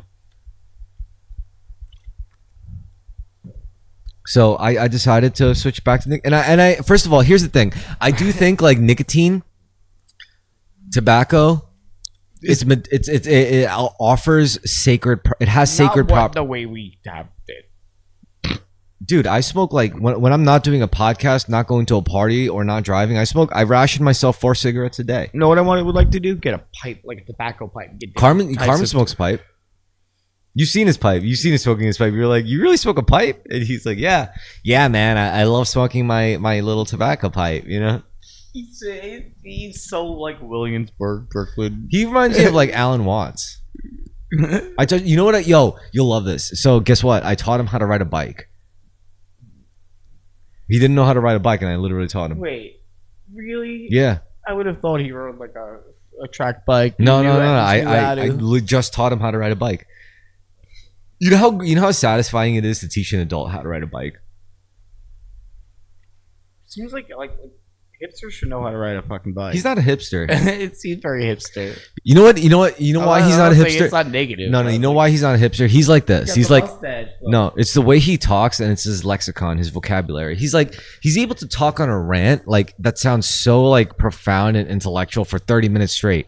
He's like, yeah, and you know, when you look at the phrenology and you look at the skull shape of this indigenous tribe and what they developed into, and the region where they eventually manifested into a great significant political nation, it's like you realize for 30 minutes straight, it's like you're being racist this whole time, and nobody knows because you just say it in such a smart way, you know. So he's really like that, you know. He's like the kind of guy who could just be racist for 30 minutes, and black people just would not be able to tell until like it's too late. It's like, shit, I've just been agreeing with you for 30 minutes straight on some racist rant. That's fun, you know. Like that's really interesting. I guess if you're gonna be racist, be smart about it.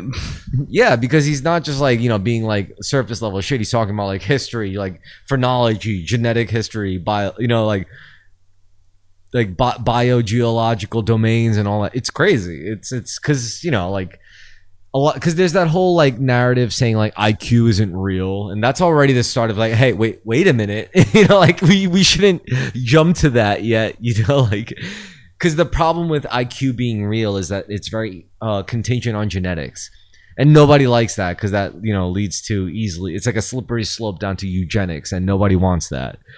Like nobody wants to restrict breeding rights to people with like diabetes or autism. Problems with eugenics in America. Okay, we don't need to deal with this shit anymore. Yeah. Anyway, you want to take a quick break? Back. Okay, so now what I wanted to go over was Brendan. Brendan is currently looking for work, and while you know, before he finds a new job, he's making ends meet by donating his plasma. So it sucks. Can you walk us through that? Like, what is it like to donate plasma? Oh, for money. There's only one place to do it for money. It's in Brooklyn, in a ghetto ass area, because you know they kind of prey on that, you know, junkies and probably alkies and all those people, whatever. Whoever can sign up for it can donate it. It doesn't matter. Kind of almost doesn't fucking matter what you did, or like, because they're just taking like something out of your blood and filling it up. So I have to get up, go take a bus to this place, and get on the ferry, then take a train to Brooklyn, get off, and then take another train to the place. And you walk in, and you, if you're already registered, you sign in. Are you feeling well today? Did you get any vaccinations since your last visit? Have you donated blood since here? You know, a bunch of different questions. Have you had sex with the unprotected since there? You know, have you been in contact with somebody with HIV? And then you answer all those. Then you wait on a line with a bunch of other people, and then your number gets called, and you walk through the door. And then they give you a finger prick, take your blood, take your temperature, take your pulse. They make you show them your arms, and Then they test your blood. And then you go through the door, and then you sit in another little waiting area where you see other people laying there getting their blood. And they're doing this for money? Yeah. Okay. You have a card, and then finally it's like, Anderson, I get up, I go sit in this chair. It's like shaped like one of those things from Fallout. Like it's like it's so like you're laying like this, but your legs are kind of like. It's really comfortable, actually. I wish I had one of these chairs. And they put an armrest, whatever arm you want to use, and then they put it. It's the thickest needle. It's 1 gauge thicker than the thickest needle they have in a hospital. It's big. It's the gauge of this needle is about the gauge of your fucking vein. So I just want to feel it. I just want to reiterate how dystopian it is that we have like human beings like giving up their fluids. You're right. When you're in there, it feels like some Fallout shit. Because you're in this row, and then there's people across from you, and there's people all in your. It's row, like a and there's farm. rows behind your farm of people just like. And you all have a squeezy ball in your hand, and they put this in it hurts, man. You feel it inside your vein the whole time, and you have one of those pulse things, in the hospital around your arm, and it goes and tightens, and like the needle's in you, and like you have to pump to get the blood flow going down there, and then you see the machine, and it starts spinning, and then you see the number going from 1 to 100, but it's slow, like 1, 2. 3, and then the thing loosens up, and that's when you just relax, and it's filtering your blood, and then putting the blood back into you, and then taking more blood again, and then you're go. Holy shit! And then you go again, you bump again, and the numbers go up again. And once you get to 100, it pumps it all back into you with this cold stuff, and like feels like ice through your veins. And then they take it out of you, and they say, "Okay, you made 50 for today. You can come back on the 18th." And then $50? Yeah, and then you walk out and the money's on your card, and then you're in this ghetto ass area in Brooklyn. You look across and to the street next to you, and there's a smoke shop next to the liquor store, and then the chicken place across the street, with like the dollar slices sucks, and the dollar pieces. It sucks that you have like diabetes, because then you could donate your semen if you didn't. Yeah, if I didn't have a lot of things like tattoos, substance abuse issues. That affects your semen? If you've ever been on substances, addicted to anything, they want perfect fucking semen. Oh, like the perfect, you don't drink, smoke weed, smoke cigarettes, like really? Yeah, they want good specimens, man. They don't want some shit. I wonder if I can you quit and not do, or is like once you do it, it's like it's maybe over. Tattoos might have something to do with it. They definitely ask you all these things. You tried, didn't you?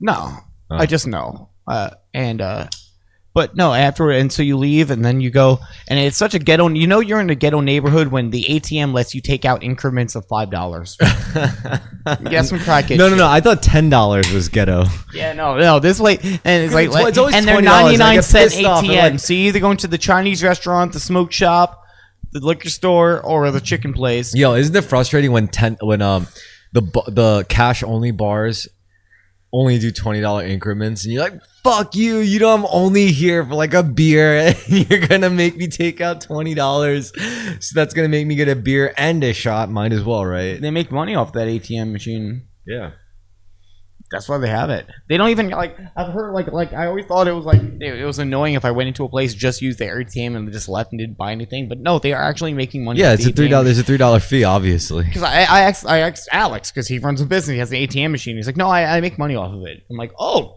so even if somebody just comes in here, just uses your ATM in your tattoo shop, doesn't get anything done, just does this every day, he's like, yeah, I'm making like $1 or $2. Yeah, like $3. So well, the whatever. bank makes like $1 change. You make $1 and change for the ATM everyone machine. Wins. But these ones are like 99 cents, some of them. So the money hits the card right when you leave the building, and then you have to take it off the card, and then you have $50 and come back in 2 days. But it's annoying. Yeah, it's dystopian as fuck. It's like some fucking horror show, It's like, oh, let me just gotta go into my daily fluid extraction protocol. And you can see some people in there who are like nodding off and shit. Like, you can tell, they just want cash. At first, I thought going early was gonna make it easy. If I go in early, I have to wait less. You know what it is? Someone probably was like, well, these people are probably gonna kill themselves anyway. At least we could get some valuable, life-saving like plasma from them. It is. They are using it to save lives. But I looked up, like, they're making thousands on each file. But they probably have to pay everyone to process it, everyone who works there. There's probably money that comes in there, to keep the place open. To run those machines are probably expensive as fuck. Yeah. They filter the plasma out of your blood and then put the blood back into you. You see the thing you see this big. It looks like like a pump, incubator pump. No, the big. It's a clear bottle, and you see it slowly fill up as you're going through this process to the top, and it looks like piss almost. Yeah. That's whatever fluid is coming out of your blood that they're keeping. It looks like a bottle of piss. Yeah. It's like yellowish, dark yellow. LCL. That's what it is. That's what plasma is. You ever watch Neon Genesis Evangelion? No. Never? All right. So Neon Genesis Evangelion, you know what it is, right? The anime? No. You never heard of it? You never heard of Evangelion? No. Fuck. Okay. Wow. I'm jealous. That means you get to watch it for the first time. Holy shit. Anyway, yeah, it's this anime where really a weeb. It's not that I don't like it. I just never got into any of this shit, you know? Like, when I was younger, there was Sailor Moon, Speed Racer, then Dragon Ball Z, and Pokemon. I don't even ever count Pokemon. And then, like, Toonami was showing it at night, and I just wasn't interested. Like, I just liked everything else. I liked Aqua Teen and all that other shit, and then they would be like, now we're gonna watch Cowboy Bebop. And I'm like, I would be bored during it. I'm like, this isn't for me. And, I don't know, I never got into it. I like weeb girls though. Yeah. Yeah, like any girl, there's some girls I've been with that are just like really just like into that shit, and I like watching like shit with them.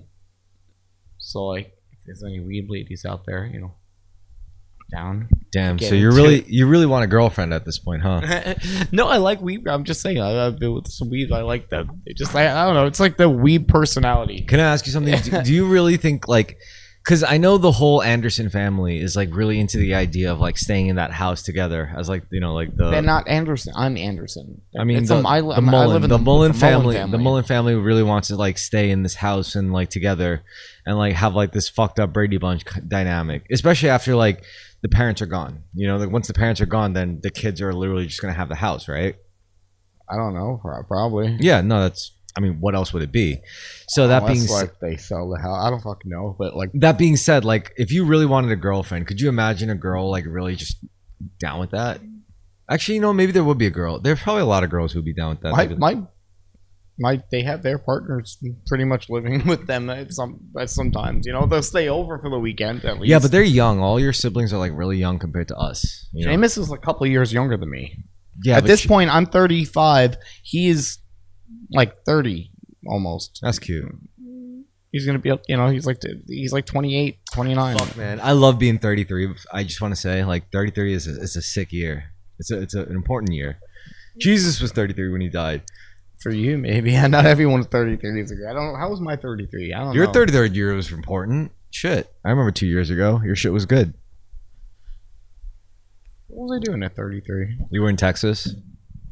I was still in Texas? How long have I been back? I've been back for at least 2 years, right?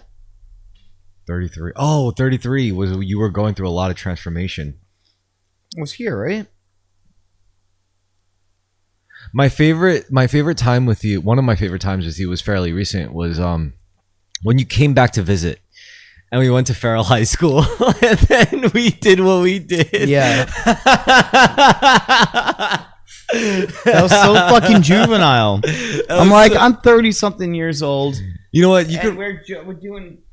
All right. It's like you like. I bet normal 30-year-olds, like if they go out drinking and doing stupid shit, they do it in their man cave or something. Go out to a bar. No, we go get drunk like we're teenagers trying to play Hey Mister at a Catholic high school. Yeah, and just All like boys. walk around in public and try to and then go break into things like we're fucking high school kids. Like and like I don't. And at the same time, I'm like I gotta grow up. At the same time, I'm like I never wanted to grow out of this shit. I like. And I think that's why I like punk rock. It was my way of like saying like I'm not gonna fucking ever change, and I don't know if that's a good thing or a bad thing. Like sometimes when I'm like, sometimes I think, maybe I shouldn't ever change, and I should be true to myself, right? Well, have you considered? But that's also could be destructive and juvenile. Have you considered the possibility that you can't change and then you'll just always be who you are now? Well, that's bad because if I don't change, I'll probably die from alcoholism because that's not a thing. That's a progressive thing. It's not if the way I was that way just stayed the way it was forever, I'd be fine. But it just keeps progressing, and something like that keeps progressing. And I know this because seeing my own progression and then seeing other alcoholics who who have progressed more than me, or watching their progression and seeing that this is just the way it happens for people like us. I would die pretty soon. I'm 30 something. I'm at that. Speaking of which, I have some bad news for you. This is when like somebody who drinks that much dies. They start dying around like 30 something, Brendan, 40. I have some 50. bad news for you. 4 weeks ago, Wonka died. Oh, Yeah, Ed Lafort dead. how? Overdose or something like that. I fucking knew it. Of course, yeah. Welcome to Staten Island, everybody. Yeah, it was sad because he was a superstar. He's still to this day a major inspiration for like fixed gear freestyle and all that shit. Like, no one did it like him. This is the thing about these addictions, though. It's not like people judge. It's like it's not a blemish on character. It's like so many people, and it doesn't matter what you have. It's like you could have what you think is everything and still end up doing this shit, dying from it. You know what it is? Like, I'm starting to. Ed Wonka's death was a true like departure from messenger culture with fixed gear freestyle culture. Because all the fixed gear freestyle, like the pros now, quote unquote pros, they would almost died riding. none of them were messengers. Like, none of them were bike messengers. Ed Wonka was not just the person who founded fixed gear freestyle, the sport, like as a real thing, like, and did the shit he did, but he also was a real, true core bike messenger. So it's like his death means like it's I was working as a messenger and I would run into him. I remember running into him in Manhattan, and he's just like riding on his fixed gear with his short fucking handlebars. I'm just trying to get my job done. I'm just trying to make my fucking deliveries. I am working. I have an apartment. I make just enough to do what I need to do. And he's like, "Hey man, wait, let's go smoke a joint." He's like, "Oh, bring it." It's like 3 different beepers, and I'm like, hey, I have to get this package at least there in like the next like 10 minutes, man. He's like, "Yeah, hold on, I'm just have to do this, but I have to call this company." He's like, wait, what? He's like, and he's pulling out different manifest sheets from different companies. He's trying to like really hustle it. He's working for like 3 different companies.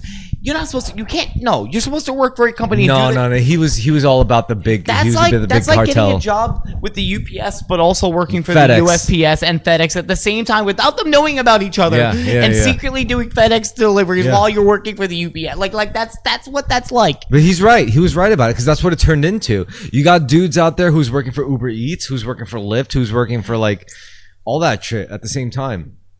These are rival companies too. But dude, it's not. The riders are not rival companies. The riders are just riders. But no, he just didn't give a shit. He rode like a fucking. We like smoke a joint. He just go. And I'd be like, I try to follow him. Be like, and almost die. And be like, nope, no, and have to wait and then get it across. And then like, and he was like all the time, like by like a centimeter of like getting hit, like just like. And he did get into accidents. Yeah, I see him. Okay, I've seen him get into he accidents. won in court because he has connections. We're not going to talk about that. I don't want to be swimming with the fishes. But I'm like, when I heard about that, I'm like, he won the court case and he won a lawsuit and he has like metal things in his face. I'm like, I'm thinking like after riding with him, that was definitely that kid's fault, man. Because I rode with him. He was a psychopath. He just drove in front of trucks and ran lights all the fucking time. I thought it was hilarious though. He was a psycho, but he's dead now. And he wasn't just a psycho. He was an opiate addict, probably. Probably was became an opiate addict. I was got out of that and just probably became was an into alcoholic Xannies. eventually. What? Probably was into Xannies. See, I escaped. Eventually, it just became an alcoholic, a fully alcoholic. I didn't like, I had my times with all those harder drugs. I eventually just, and then just fully went alcoholic, You know what I think saved me? I think I would be just like with the harder drugs if it wasn't for martial arts. I think for me, alcohol is a hard drug. I think martial arts is like done that way. I think if you do martial arts, you could really power through anything. A karate. I always sword, wonder how my whatever. life would have been if I would have stayed in Taekwondo and not broke my growth plate in my leg by trying to ride It's a bike. never too late, nigga. The way you looked when you said that, too.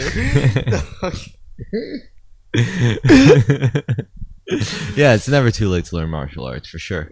Now that I've been smoking marijuana cigarettes, I've been watching different things. Like I watched the Boondocks through, and I was like, I never really watched it You when I was a love kid. the Boondocks. I didn't like it when I was a kid, though. When it was on, I didn't understand it. Now I'm watching it. I'm like, this is fucking This great. is a great show. Yeah. Yeah, I'm like, what is this? It's fucking anime, but there's no way that Japanese people made this because that would be racist as fuck.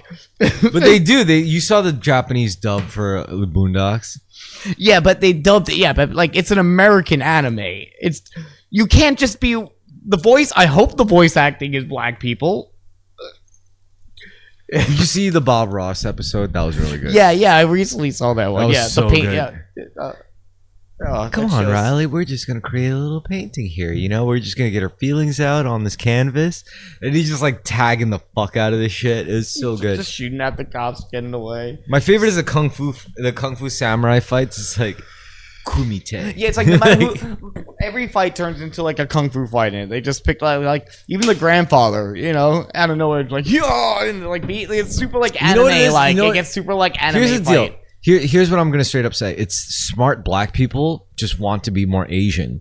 Because to be more like smart white would be like, going with the Jesus route. And yeah, but that's Just so thinking about the Wu-Tang now. that's so white. But then when you're black and you're oppressed, but you're given like enlightenment through Zen, and martial arts and shit, like that's beautiful. Like that's perfect. So like it's not just black people, it's white people too, and Mexicans and Latinos, like people of Hispanic people, like I think Asian culture is just pervasive in a sense where it's like no matter what culture you belong to, you could use the properties of Zen, It is probably one of the most ancient cultures anyway on the planet. Yeah. It's all Aryan, by the way. Like when you consider like the beginning of Aryan culture, like Indian people are technically Aryans. No. Yes.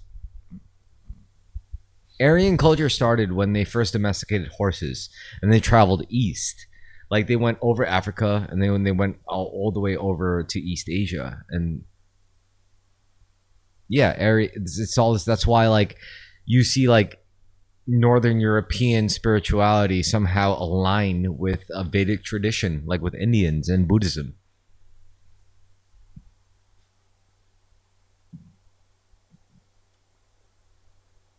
Remember the Viking pantheon, like with Odin and all that shit? Yeah. How it also travels over and references kind of vaguely like the Greek pantheon, the Roman pantheon. And then when you really break it down to like the meaning of those mythologies and you break it down to the archetypes, and that spreads across Northern Europe, East Asia. Greek and Rome were before Vikings. What? Greek and Rome were before Vikings. No. I'm talking about. I'm not talking about before Vikings. Like I'm talking about the first people to domesticate horses in the. If you're talking about India, that would be like the Vedas. It was like the first like. No, it started around like northern East Asian Europe, kind of the. Wouldn't the oldest religions be the Vedas and ancient Egyptian shit?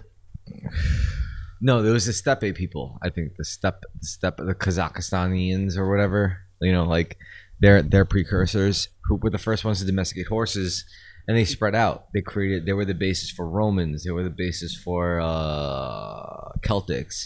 They were the basis for East Asians. They were the basis for the Vedics.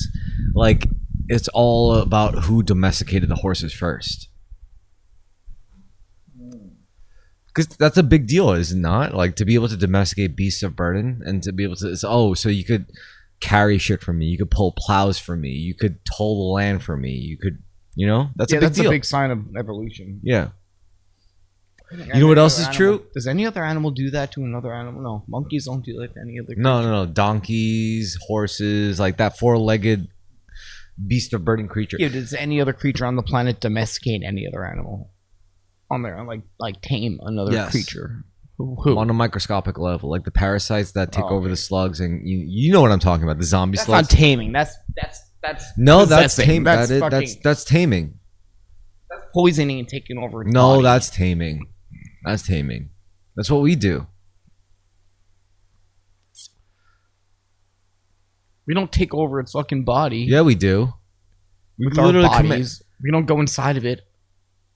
we inject our will into it. That's the point. Yeah, we tame it. It's a totally different concept there. No, it's not. It's really not. You're just injecting your own will into it. Same thing as the parasites doing to those slugs. It's funny because you know exactly what I'm talking. You've seen the zombie slug videos, right? Yeah, I know about the zombie slug. Yeah, and it can happen to us. It doesn't necessarily have to be like this bacterial infection. It could literally just be like a sound frequency or an idea, a thought. Like a parasite doesn't have to be like a physical cell. It could literally just be like a thought, something metaphysical. I wonder how animals like that feel about it. Like they don't think about like revolt. All right, do me a favor. Tell me a story about the best sex you've ever had while I go take a piss. Do it. I'm not sharing any personal. All right. Tell me the story. Sex. Tell me the story about the scariest moment of your life while I take a piss. I don't Well, know. first let me- No, I don't want to. All right. Tell me the story about the best concert or show you've ever played as a musician while I go take a piss.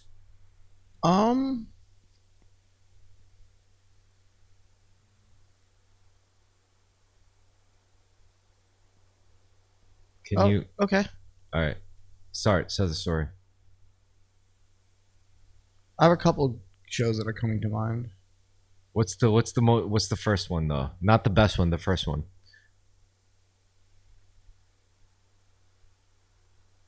I know. I'm thinking of like a million No, different. no, not the best one. The first one. What was the first one that came to mind? The one that really struck in your heart first, not your mind, your heart. I like the backyard show that we had when we were banned from Dock Street at that time. All right, is that the one where you played Beatles songs? No. Okay. Anyway, talk about that backyard show. I'll be right back. Okay. So, as we played as the Lucky Fucks at this venue called Dock Street very often. We had a lot of people coming to shows and paying money to get into these shows. We did sneak a lot of people in often, but we were becoming kind of big, and we had our symbol made. People even made their own clothing with our like name on it, even if we didn't have merch. So I guess we played a show one day, and somebody had, I guess, spray painted in the back of the venue the TLF, the Lucky Fuck symbol.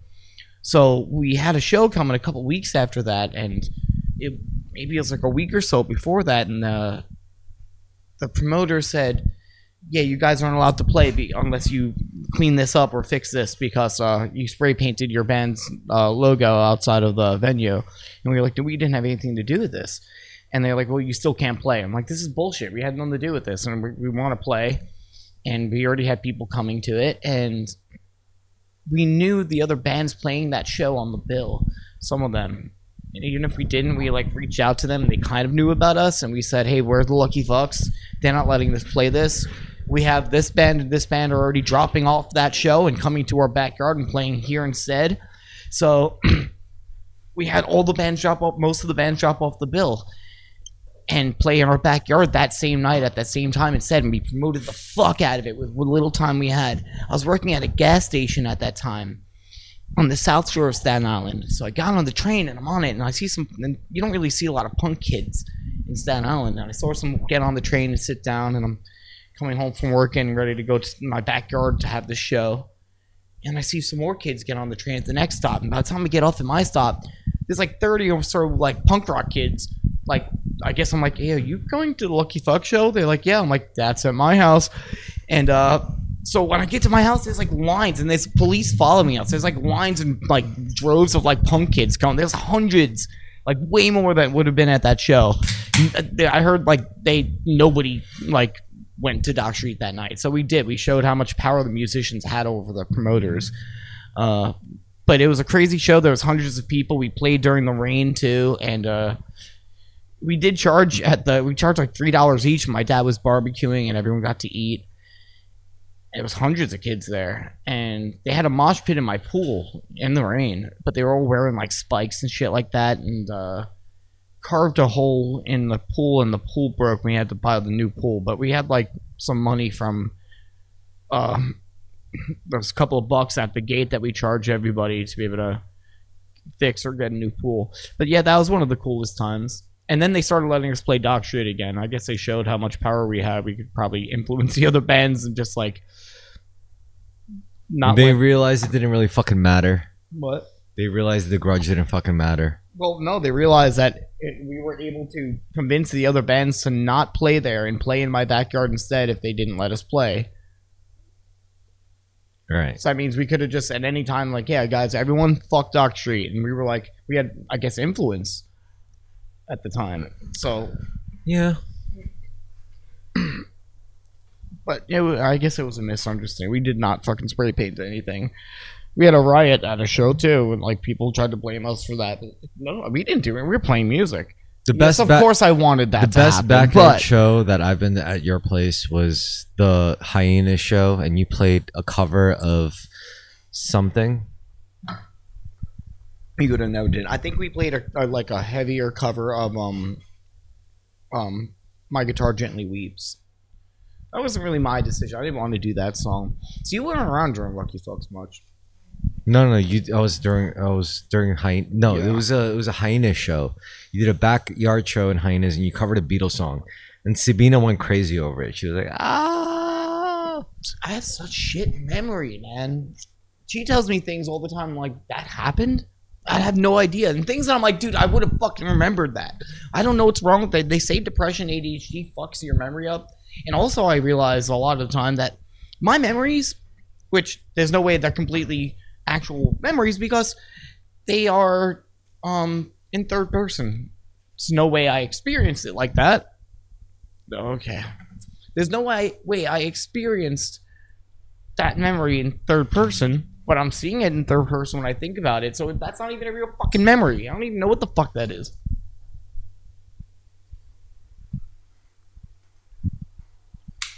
Yeah, so you played a good Beatles cover in your backyard show. It was Why My Guitar Gently Weeps. I remember playing a backyard show here or there. I do not remember Sabina being at them. I don't remember a lot. I remember very little. Memory is a fickle thing. I don't like that. Like maybe like I wish I could actually afford like a good hypnotist. Brendan, you're get not to relive Brendan, actual memories. You're not your memories. You're not your experience. Yeah, but I still like to remember things that I've done. That's not who you are, though. Like JoJo will tell me things, like amazing things, and I'll be like, Brendan, "Wow, that sounds like an amazing thing that I should remember." You, me, JoJo, your mom, your family, your enemies, everyone you hate, everyone you love, we're all the same soul. It all goes away in the We're all the same soul living like different. the Mandela thing. We're all the same soul living different lifetimes in different bodies. We're just the same God soul being projected into Brendan, into Chris, into your mom, your dad. We're just keeping this game. Why, God? Why? Why? I need a haircut again. I could give you a haircut. Really? Have you ever given a fucking haircut? Well, I have buzzers. Yeah. You know what I use the buzzers for? I just need to try what? I use the buzzers for my my pubes, but the buzzer came with like all sorts of attachments for like actual hair cutting, and I'm like, wow, I have a real hair cutting buzzer now. So you know what? Like I always said, I have two skills like that I want to earnestly pursue that has nothing to do with academia or metaphysics or intellectualism. Like I want to learn how to cut hair. That's number one. And I want to learn how to... Wow, I actually forgot the second one entirely. Why do you want to learn how to cut hair? You'll never go hungry as a barber. People, if they go into a huge depression like that, I'm pretty sure people in the Great Depression were just cutting their kids' fucking hair or letting it grow or whatever because they were thinking about food. So yes, if in times of trouble, nobody's thinking about getting a fucking haircut. People are thinking about getting their next meal. It's my best guess. No, I'm saying imagine during times of trouble and you're the one guy who actually knows how to cut hair, like well. It's like imagine being in times of trouble and you're the Nobody's one. gonna gives a shit. They're just gonna put a bowl over the kid's head and cut it themselves That is not and get true. a shitty haircut. That is not 'cause true. They're poor. That is not true. People care about this stuff. Yeah, but not in like an economic crazy depression. Yeah, Like they the do. Great Depression. Yeah, I don't think people were like that. Were worried about getting a haircut. I don't think they're worried about getting food. Yeah, but why is it that no matter what, like people who are able to cut hair well never went hungry? Biblically, I think that's true too. You ever hear the song by Leonard Cohen? Hallelujah. Yeah, Yeah. they reference hair cutting because it's a Broke real your crown and she cut your hair. it's a real skill, you know. Because like I don't hair, know what that song has to do with it. Just because it says that you broke your crown and cut your hair. Gotta stop smoking that shit, motherfucker. wow, you're gonna say that's like an irrelevant line, like you're just gonna completely just disregard it, like as like not important. You fucker, you uncultured pig. I've been watching a lot of crazy shit on YouTube because I've been fucking doing it. And I've been watching this one. I watched like this crazy long like documentary, and this like guy from like Europe goes to like Italy or whatever, France goes to a lot of French people tour North Korea. I guess they're one of the people that they don't think they want to kill. Because I've seen people from America. I'm like, why? Don't go to the. You know they tell those kids? It's no. They like when you're gonna go there and they're gonna have to look you in the eye during the tour. It's like, yes, and this is when the Americans were here putting baby in nets and then using them as footballs and raping the woman in front of the husbands. And I'm just like, they left this out of the history book, and I think this isn't a cover up. I think you guys are nuts. Like, you know, and if you say that, if you say anything like that didn't happen, what are you talking about? They're just like, get him out. And you just go missing. It's crazy because they'll be like, oh, this is our beautiful beaches, and this everything looks so clean and pristine. Everyone's like, and they go to the school, and all the kids are like, yay, hi. But you see like things behind in the corners. People like they try to stray up the tour, like, okay, follow us next, and they go to these places. Now we get to see this village, and the village is like, oh, sorry, there's a thing blocking the road today, and it's like every single time, it's like they just don't want you to see anything. And everything's like made up and everything's fake. So all the kids that are like, yay, are really, it's like just actors. Everything's poverty and like crazy and fucked up. And like they're like showing this beach and you see all these impoverished like old ladies like grabbing seaweed and like putting in like little like plastic bags and shit. And like you see the host woman like and tell them they have to leave and like leave the premises. They're like just like remove any homeless and like anything around so they can show the people from other countries like this is our beautiful this and that. And it's fucking psycho over there. It's What fucking country are you crazy. talking about again? North Korea. Yeah, North Korea. Fucking crazy. It's crazy because you could go visit there and it's like a psychopath that like it's so crazy over there, man. It's like, they just Have you ever made been? up Have some you? history. Yeah, but you never even left America. I know, but I watch a lot of. You know what on it the is? internet. I have you. What if I like? All right, if you're watching this, please give us money on our Patreon so I could take Brendan to Korea, like, or I could take Brendan to Taiwan, or I could take Brendan to Thailand. I want to take Brendan to South America. I would not. I would go to South Korea. I would never go to North Korea. I mean, I would go to. I would take Brendan to any country where we have access to insulin. You know, it's very important, right? If I accidentally look at a picture of Kim Jong Un while I'm taking a piss, I will fucking be tortured for the rest of my last couple of months of All my right, life. so I want to read Brendan. I fucking work want to camp. read something to you and tell me what you think of it. So, okay, I'm gonna start. When you are on the right path, nothing can really stop you. Every challenge is a part of your path. Every asshole you meet is a part of your path. Every failure is a part of your path. Every loss is a part of your path. Even death is a part of your path. How do you feel about that? Sure, dude. Yeah. Yeah? You agree with that? Well, If yeah. you're on the right path, nothing can really stop you, right? I don't know. Do you feel like you're on the right path? I don't know. I don't know if there's a right path or not. I think there's just Keep going. different paths. I don't think it's a right or wrong. I think there's just an infinite amount of paths. Yeah, but do you feel okay, like good about your path? I don't know. It could be worse. It's very open right now. Do you think it could be significantly better?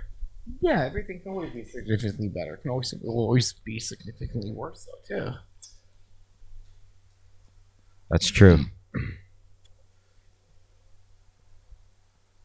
If you could change any past event, what would it be?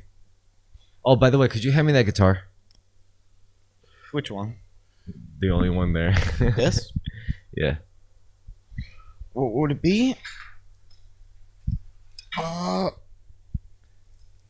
Thank you for handing me the guitar. Maybe not getting addicted to heroin Oh, so you would not get into heroin? those years, yeah, and having to go away. But I don't know. That would be wrong too, because then I would have. Maybe there's people I was. Whoa, dude. Maybe there's people I was supposed to meet while I was in Texas for those 7 years, and things I was supposed to do while I was there, and I had a good experience in a lot of those times, you know. So maybe that was supposed to happen, so I went to that place. So maybe that wasn't that bad either. I wouldn't have ended up in that town and met some of the people I met, and had experiences I did. So I don't know. We have no idea why the things happen to us. So I've never done heroin, and you've done heroin. Yeah. Is there anything that you can say that feels better than heroin? I wouldn't say it feels that great. A lot of things feel better than heroin. Like what? I don't know, making love, playing a good show, ecstasy. Like heroin isn't like that great. I also didn't really shoot up, you know.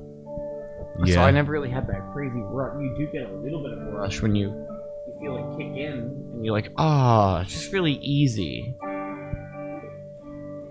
It is really easy. If you let it be easy.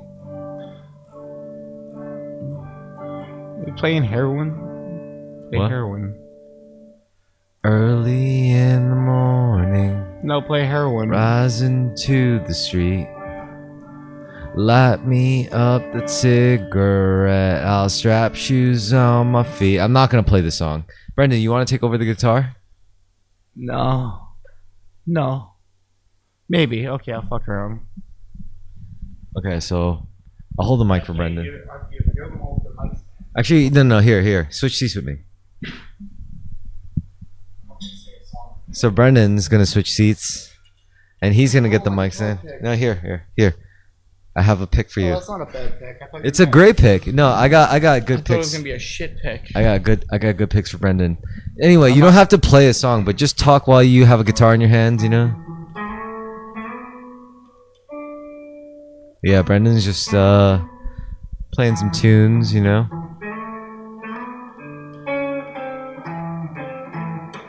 Ow. Wait, Brendan. So, what would you if there's any tips for people who want to learn guitar, what kind of tips would you give them? I didn't hear a word you just said. I'm saying, like, if there were tips for people you had who wanted to, well, if there were tips you had for people who wanted to learn guitar, what tips would you give them? You should have already started doing it. That's not a good tip. Yeah, how old are you? Like, you really gonna start now? Or are you 20 something? Just you're already doing something. You picked what you can do already. All right, can you play a song and sing it? No, I don't want to do a song right now. No. Can you sing it quiet? Can you sing it quietly? No, I don't want to. Can you sing a Paul Simon song? Well, no, I don't want to. Come on, please. I'm gonna say I'm gonna have to project. It's too late for that. Your neighbor's I'm gonna hear the thud like after. Can like, you lines. sing something really easy to sing, and then you could just play it and sing it, like really easy, like something is like Sublime, you know, like. Can you sing Boss DJ, like quietly, kind of? Because it has to get a little loud. No, I don't want to do that. No, come on, you could do it because you have putting me on the fucking spot. I'm sorry, but I know you want to do it. No. Yeah, it sounds good though. Just do it. It sounds so good. There we go. Keep playing. Play Boss DJ. I know you know the chords to Boss DJ. No, it's still repetitious. Okay, so what song do you like playing these days? I know I haven't been playing. What song do you like playing though? Like you don't have to play that. I've really lost a desire to play for a while. I don't know how to get it back. I'm All really right. just gonna do a bunch of mushrooms. I don't know what's wrong with my brain. Okay, let me ask you something. Like, what if, right? Like, someone just like was really happy with you, right? They were having a really good time with you, and they were like a billionaire, and you were just like along for the ride.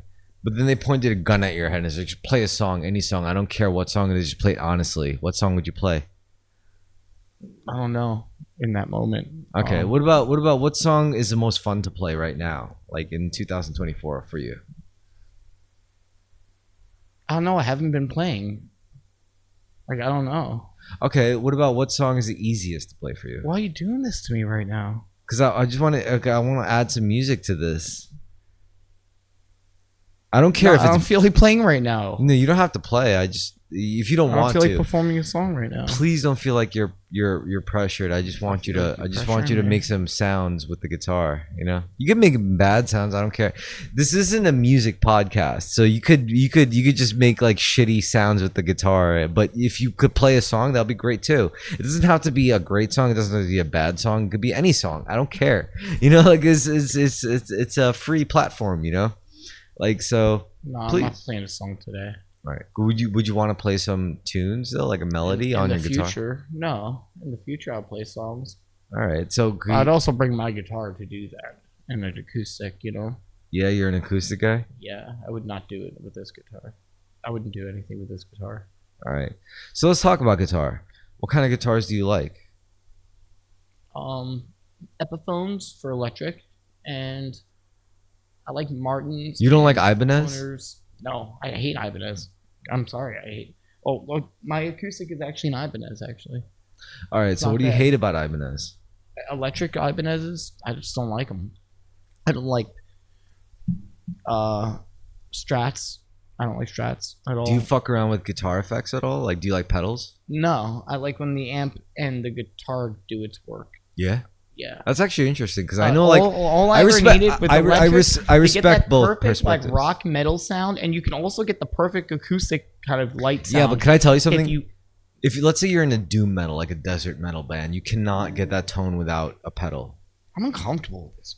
I don't want to sit here anymore. Here, take No, this. come on, just chill there, bro. What are you doing? I don't want to sit here anymore. Just This- you know you want to strum, just so strum, dude. You could I don't strum. want to strum. Yeah, you do. I'm uncomfortable sitting. No. with Could you this. answer one question? Could you answer one question for me though? Why is it that like desert and doom metal can't happen without pedals? Huh? Desert and doom metal can't happen without pedals, right? Effects. Like, you know, like you like doom metal, right? Like the fuzzy No, pedal. but yes, you can do that just with a Marshall amp on distortion, How? like a Gibson or an Epiphone. So what you're Put saying? it on distortion. Put it on overdrive. So what you just turn the low end down all the way, and then you just No. Yeah. No. Yeah. yeah. You don't have the right amp or the guitar for any. You don't understand. Like, to get that perfect Black Sabbath sound or the perfect or that any punk sound is just a fucking Marshall amp. I put the middle in the middle, Yeah. the treble and the low up, and then I put it on overdrive, and then play the fucking thing. And it's perfect. Like, you don't have. What's the best like crunch distortion sound you can get on this amp? Like, All right. I don't even. I hope you're prepared for this because it's gonna It get. doesn't resonate enough, or have that like. It doesn't have any. I don't feel this guitar at all. Okay. If I had like a Marshall right now, and like I know it'd be fun. Like, Just do me a favor. Just.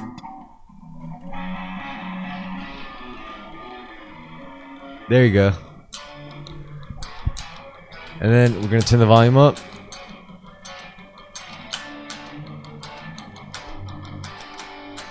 There we go. And then we're gonna turn the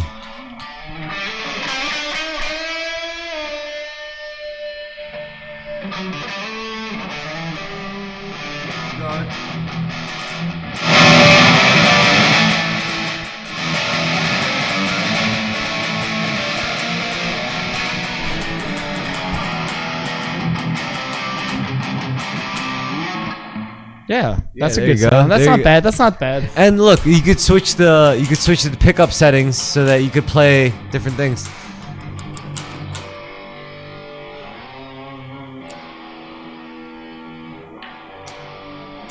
There you go.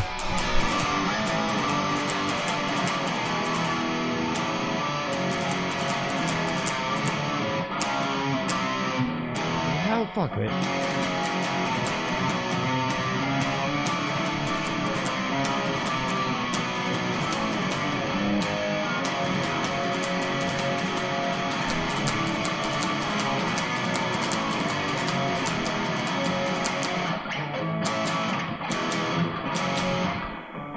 Could I switch it back to acoustic?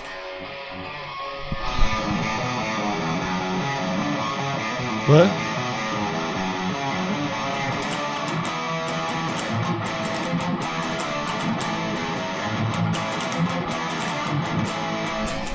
This is Brendan playing live.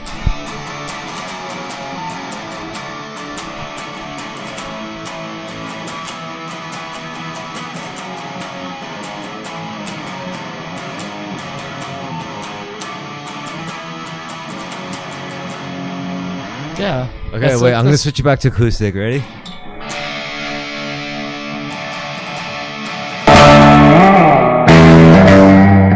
Whoa.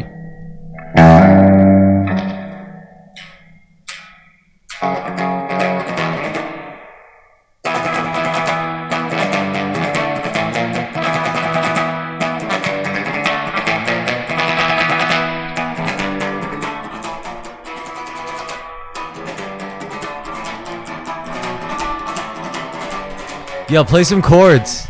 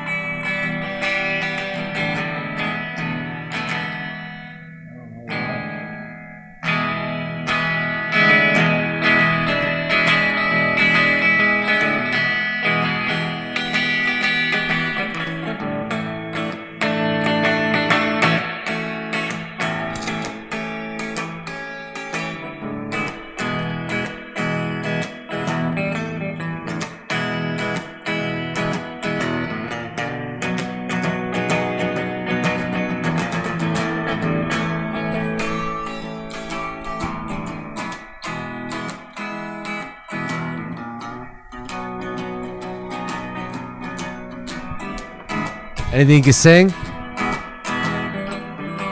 No, I don't feel like singing right now. Come on, just a little bit. No. Bro, one song. One song. I'm not doing one song. Any song? No. Please. Please just do one song. No, I'm Because not it doing would a- sound, but it would sound so good. I could even clip it to make it so you could use it. Like, please. No, just no, I'm not doing it. If I'm gonna do a song, I'm planning on it. I'm bringing my guitar and doing a song. Can you jam on it? Can you jam anything with words? No, Anything? Stop. No. I'm not doing anything right All right. now. Can you keep playing though? Because it sounded really good. No, I'm done. All right, I but didn't it sounded feel like- really good. Thank you, but I don't feel like playing right now. You're welcome. It sounded good, man. I'm glad we got to add this to the podcast. It's just you playing for that bit was enough for me to be grateful. That's good. It was good. Thank you for that. I'll That bring was- my guitar next time. I'll do a song. I need to set up my guitar too. I had so many things I haven't taken care of with no job. Like, I yeah, need but to there's a fix my part of this guitar, my podcast bike. where I could literally just hold a mic to your guitar while you sing into the mic. Like, This guitar's uncomfortable to play for me too. I'm sorry. I don't like it. I'm sorry.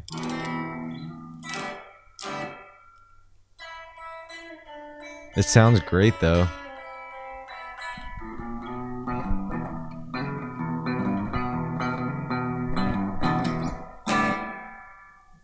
Just one song though? No, I'm not playing. Can you do a stupid song? Cause you sound so good. Like when you No. play, it sounds so fucking good, bro. I'm not doing the song here. Just one song. No, Really? no, I'm not doing the song. Please. Just do one song. One song. I'll make it sound really. Come on, Brad. You know it's Your guitar now. and you know you're so comfortable right now. Like, come on, just do I'm not one. doing the- Just do one song. No, I'm not doing the song. Okay, stop now. I'm not doing the song. All right, fine. See, you don't stop. You have a pressuring problem. What do you mean? Peer pressure problem. Dude, if I didn't pressure you, wouldn't do it. If I did pressure you, you still won't do it. So I it's don't like not the gonna peer happen. pressure Would you have done it if I didn't pressure you? Exactly. So Is that your? Yes, your.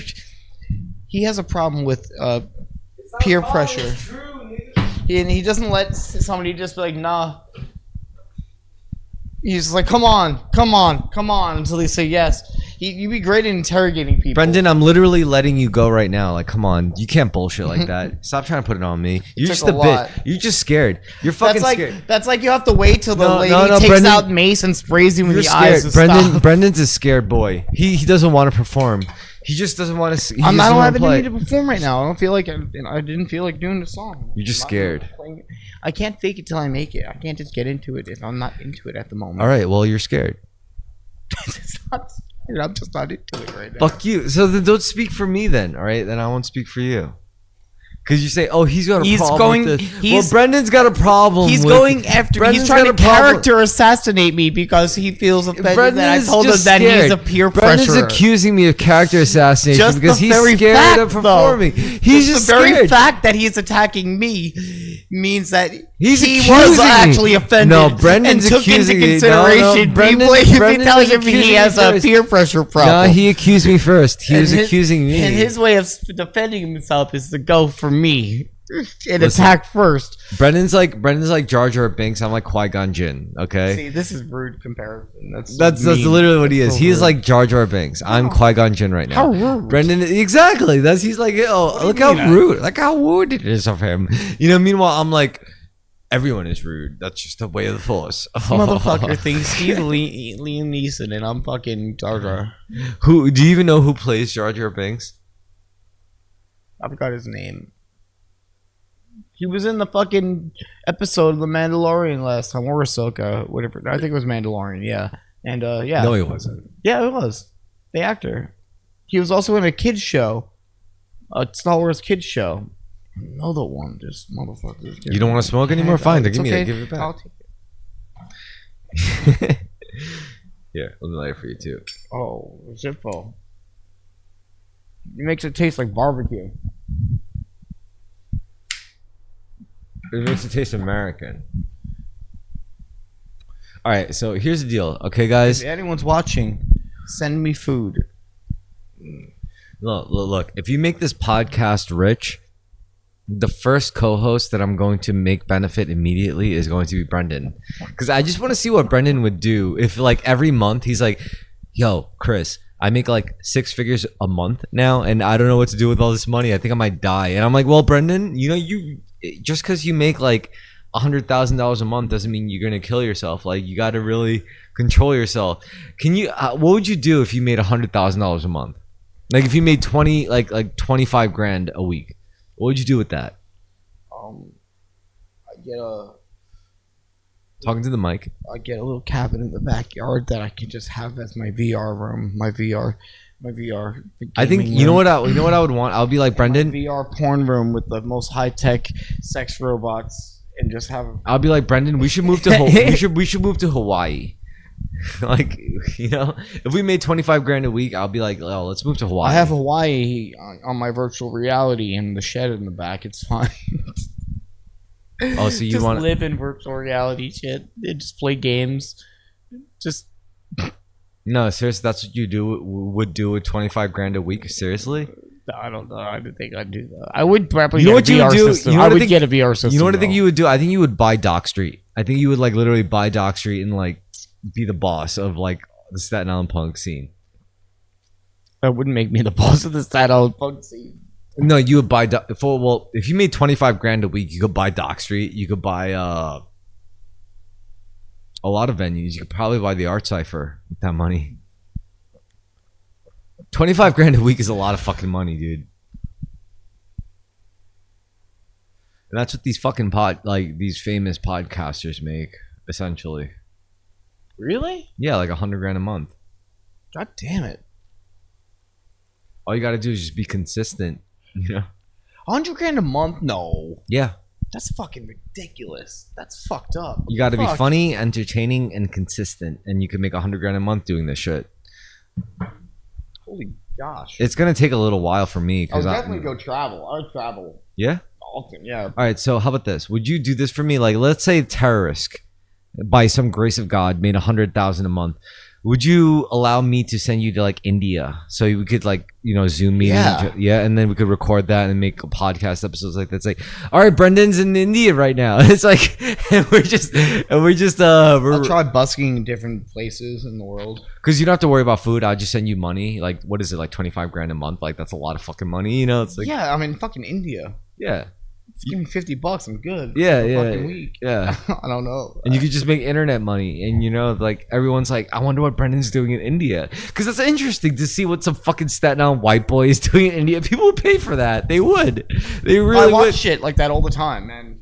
There's one guy, Sabbatical. He's my favorite fucking travel YouTuber. He's just a New York guy. He's like street smart enough to go, and he goes and finds like dangerous things and nitty gritty things. No, you know what I like the best? I like the guy who does train hopping like across Europe, and like it's illegal, but he does it and he records the whole thing, and I'm like, this is badass. Like this guy's like sneaking past like train security to like hop the trains country to country. Like that's awesome. I know plenty of train hoppers. The crust punk of like Texas area is the train hopping punk, and that's like the bandana folk punky fucking train hopping. That's like how we have like crust punk, homeless crust punks.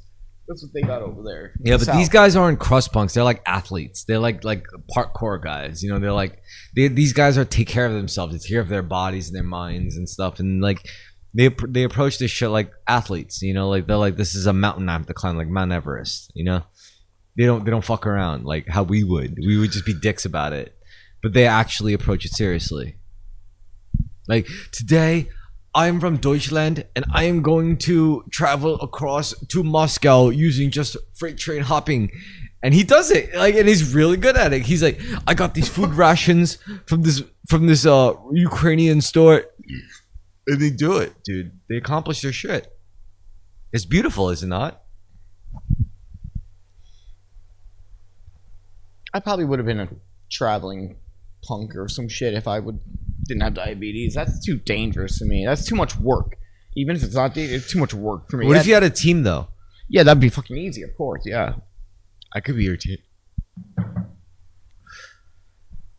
But yeah, I would like to see it. I do watch enough travel shows where I'm like, I want to go. I want to see all these different places. I want to get into it. I want to like see I don't want to go to like the touristy shit though. I want to like see shit. What about Egypt? Go to one of those bathhouses, whatever they got. What about Egypt? What? Egypt, the pyramids. Yeah, I guess so, but I heard they're not that cool. Like you can just basically walk up to them, just walk up them, and just walk down. Nobody gives a shit. They're just there. It's not like a big deal. And then like, I don't know, they're just right outside the city. Would you want to come with me to like Hong Kong or like Thailand? Thailand, yeah. I could get you some real strange pussy in Thailand. It might not even be pussy actually, but whatever. Yeah, I know that about Thailand. But I'd rather go there. It seems like less scary. Like, would you rather have like? Would you rather? That's China, right? Would you rather have? Would China. you rather have South Asian pussy or like Northern European Amsterdam pussy? You would be afraid to be in China? It feels like it would be too strict and scary for me. You get in trouble. The government's too crazy. How would you feel about Amsterdam? Like the red light district in Amsterdam? Well, of course, that's gonna be cool. Would you like it? Like I could get you some like hot Romani chick or some shit. Because all the hookers in Amsterdam are Romanian. You mean I'm going to say a slur right now? Gypsies. Jinx, you owe me a soda. Fuck. All right, wait. I gotta piss, but I'll be right back. Anyway, let's take a quick break. I'm sorry I said the G word. Let's go outside to smoke a cigarette. I don't want another cigarette. That smoke like a big cough. I put it out already. All right, I gotta take a break so we could roll a joint. Oh. Just a pure projection of will. When I was peeing, I thought it would be funny that if like,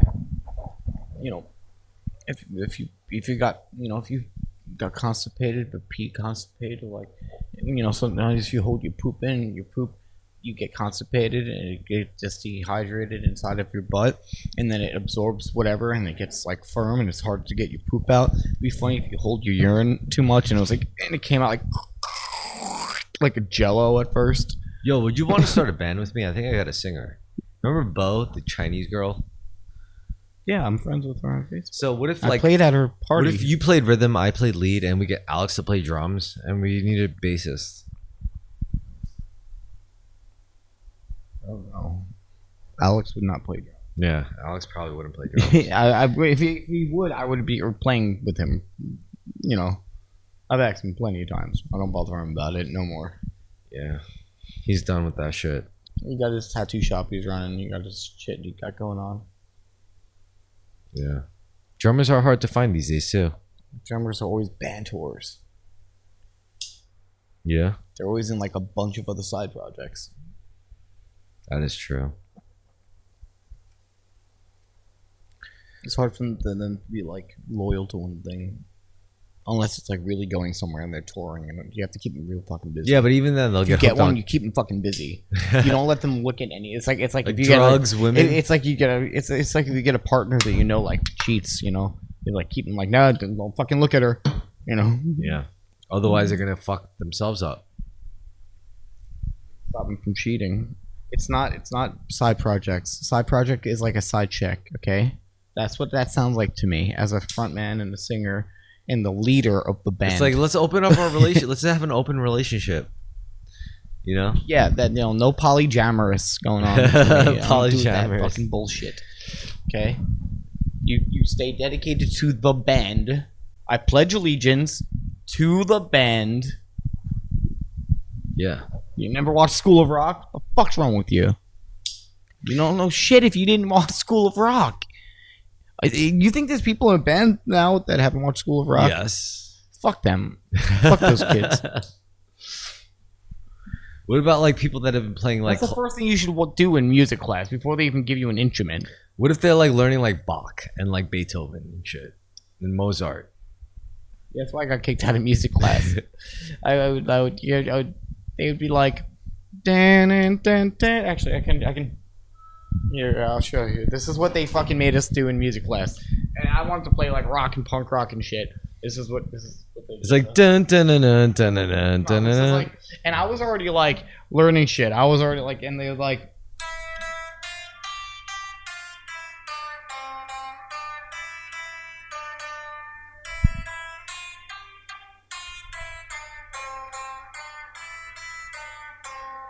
Every other day I'm gay. I'm a homosexual. I'm so gay. I like dick up my butt. Yeah. Who Now I'm like, knew? and I'm sitting there. I'm just like.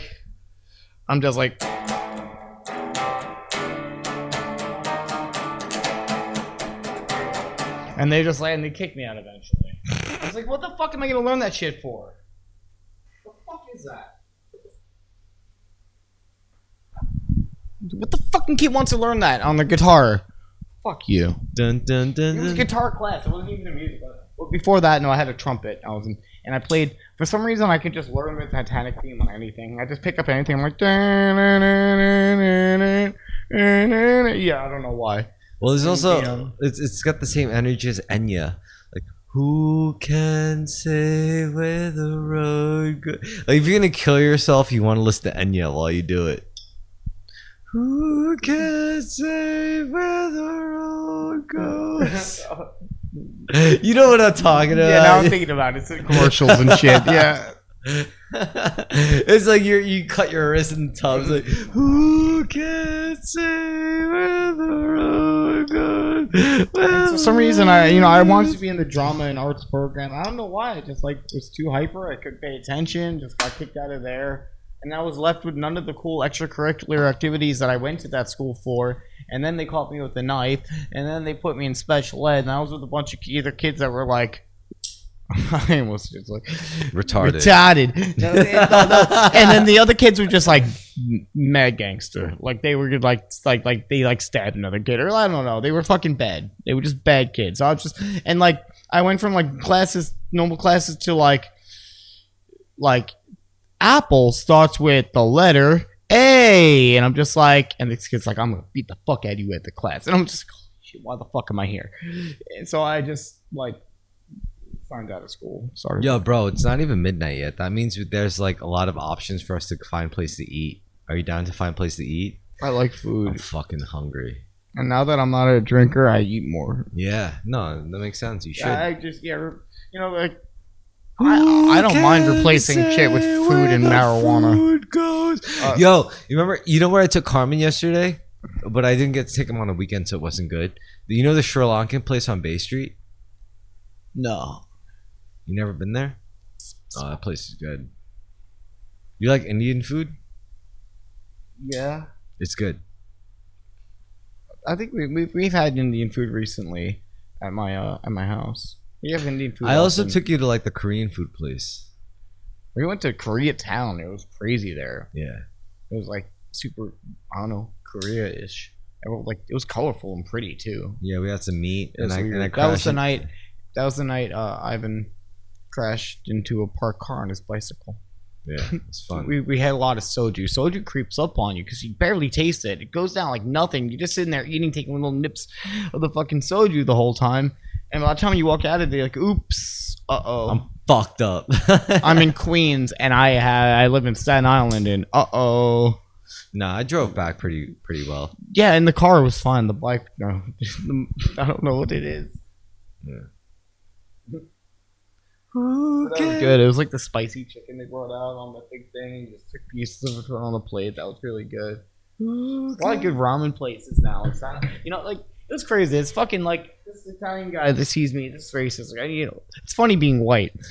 If you're not white, you don't get these conversations. But you'll like be like, hey, what's up? You look, I got the fucking hat. Look at me, right? Nah, you know what I really miss? I miss when we went on bike rides. That's what I really want. I want to get you a nice bike so that we could go on bike rides like all the time, because that really centers you. Like when energetically. Yeah, I used to do that also. I remember whenever I took a psychedelic and I started having a bad, because I would do this all the time. We would ride bikes and it would be okay. It would always turn out okay. I would do a lot of things alone. I was like this like loner psychonaut for a while, and I would, but when you ride bikes, it's like it's okay. Well, like I would go and like I remember like I went to one of the Nieves. So he recorded our Hyenas album. Yeah. And I went to his place and he was selling acid, and I took some hits of LSD there, and he was just like, and I'm like, what are you listening to? Like, this is really good shit. Like, and he's like, this is Miles. You've never heard Miles Davis? I'm like, I guess. And he's like, give me your iPod. But iPod days were cool. I want an iPod again. So he's like, give me your iPod. Everyone had an iPod then. And they like, so if you're at a friend's house and you're like, what? You want to hear this? Hear it all on. They plug your iPod into the computer, download that album onto your fucking thing. And so I left there after a couple of hits of acid with Miles Davis and Charles Barkley, whatever, on my fucking iPod. And I remember it was How do you my feel funny. about this? The S, what? It's an MP3 player. Yeah. You just plug your headphone in there. Hell yeah, that's cool. Oh, it's a fucking belt clip. You want it? You And could have these it. don't skip, really. Yeah. You have the right I USB. don't know how to do it. Yeah, I You got a guess. computer with music? You know Yeah. what? Give it to me. I'll put music in it and I'll give it to you. I think I have an old iPod at home. People just don't use them anymore. Somebody was like, just use your phone. I'm like, but I want to be able to use my phone and then have the iPod, like we used to be able to do. Like, I don't get why everyone needs to use a smartphone for fucking everything when things specialize in those things. iPods were great. But I remember, like, if the acid started kicking in, I put on and I started just biking around, like, in the night, just, like, slowly. And there's, like, My Funny Valentine started kicking in, and I'm like, this is amazing. All right, there's another conversation. There's Another conversation that I want to have that'll require a cigarette. So here, take a cigarette. No, that one's making me scratchy. I'm good. How do you feel about prostitution? I think it's just something that happens. I think it should, if anything, just be legalized and done safe, regulated. Yeah. Yeah. All right. So if prostitution were legalized, nobody would bad get versions of prostitution. Sex trafficking is bad. Nobody would get married. Would you think that nobody would get married if prostitution was legalized? Prostitution was legalized all the time, and people got married all the time. Yes, some people thought of it as immoral to go hang out with the the prostitutes. Right? But they're people too. Fucking get prostitutes with Jesus. They're Mary Magdalene. Mary Magdalene was a prostitute. Yeah. It was just a normal thing. There was always prostitutes. So what that should tell you is how powerful do you feel sexual energy actually is? It just depends on how you're doing it. It could just be pure, just lustful, animalistic, or Yeah, but selfish. but all humans are created from sexual energy, right? Yeah, there's different versions of sex. There's making love, and there's like getting off and just. Yeah, but no matter what, like all humans are innately created from sexual energy. Yeah. That's pretty significant, wouldn't you say? Yeah. I guess. I wonder if the energy transfers over. What, with sexual energy? Yeah, like whatever you're going through at the time transfers over. No, I doubt it. It's not about like your own like personalized. If it's more personalized, then that's probably not it. I believe that my child can feel what the mother feels though a lot of the time. And yeah, if it's that much, if it's really a hang up, yeah. What if you got over it though? What if it was a blank, like truly a blank slate? Would you fuck it up? What was a blank slate? Your child psyche. Even Carl Jung said that there's a no matter what, even before anything's learned, a child is born with some kind of personality. That every brain, every person, individual is born with its own innate, natural personality. It becomes obscured later on by other things. Talking to the mic. And tainted. I am. It's right here. All right. And it's obscured by other things later on in life. But everyone is still like, it's not a blank slate. And Carl Jung says that everyone's born with like a primal sense of a personality.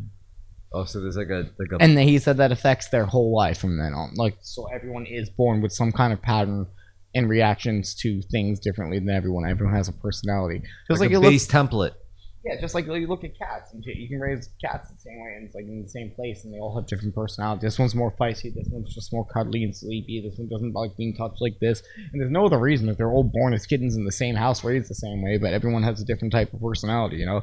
This is the hyper curious one. This is the one that's always like kind of shy and cuddly or whatever, you know, like different personalities. I live with these animals, you know, all these cats, and every single one of them has like they're like people. They each have a different, completely distinct personality. Some of them I like, some of them I don't.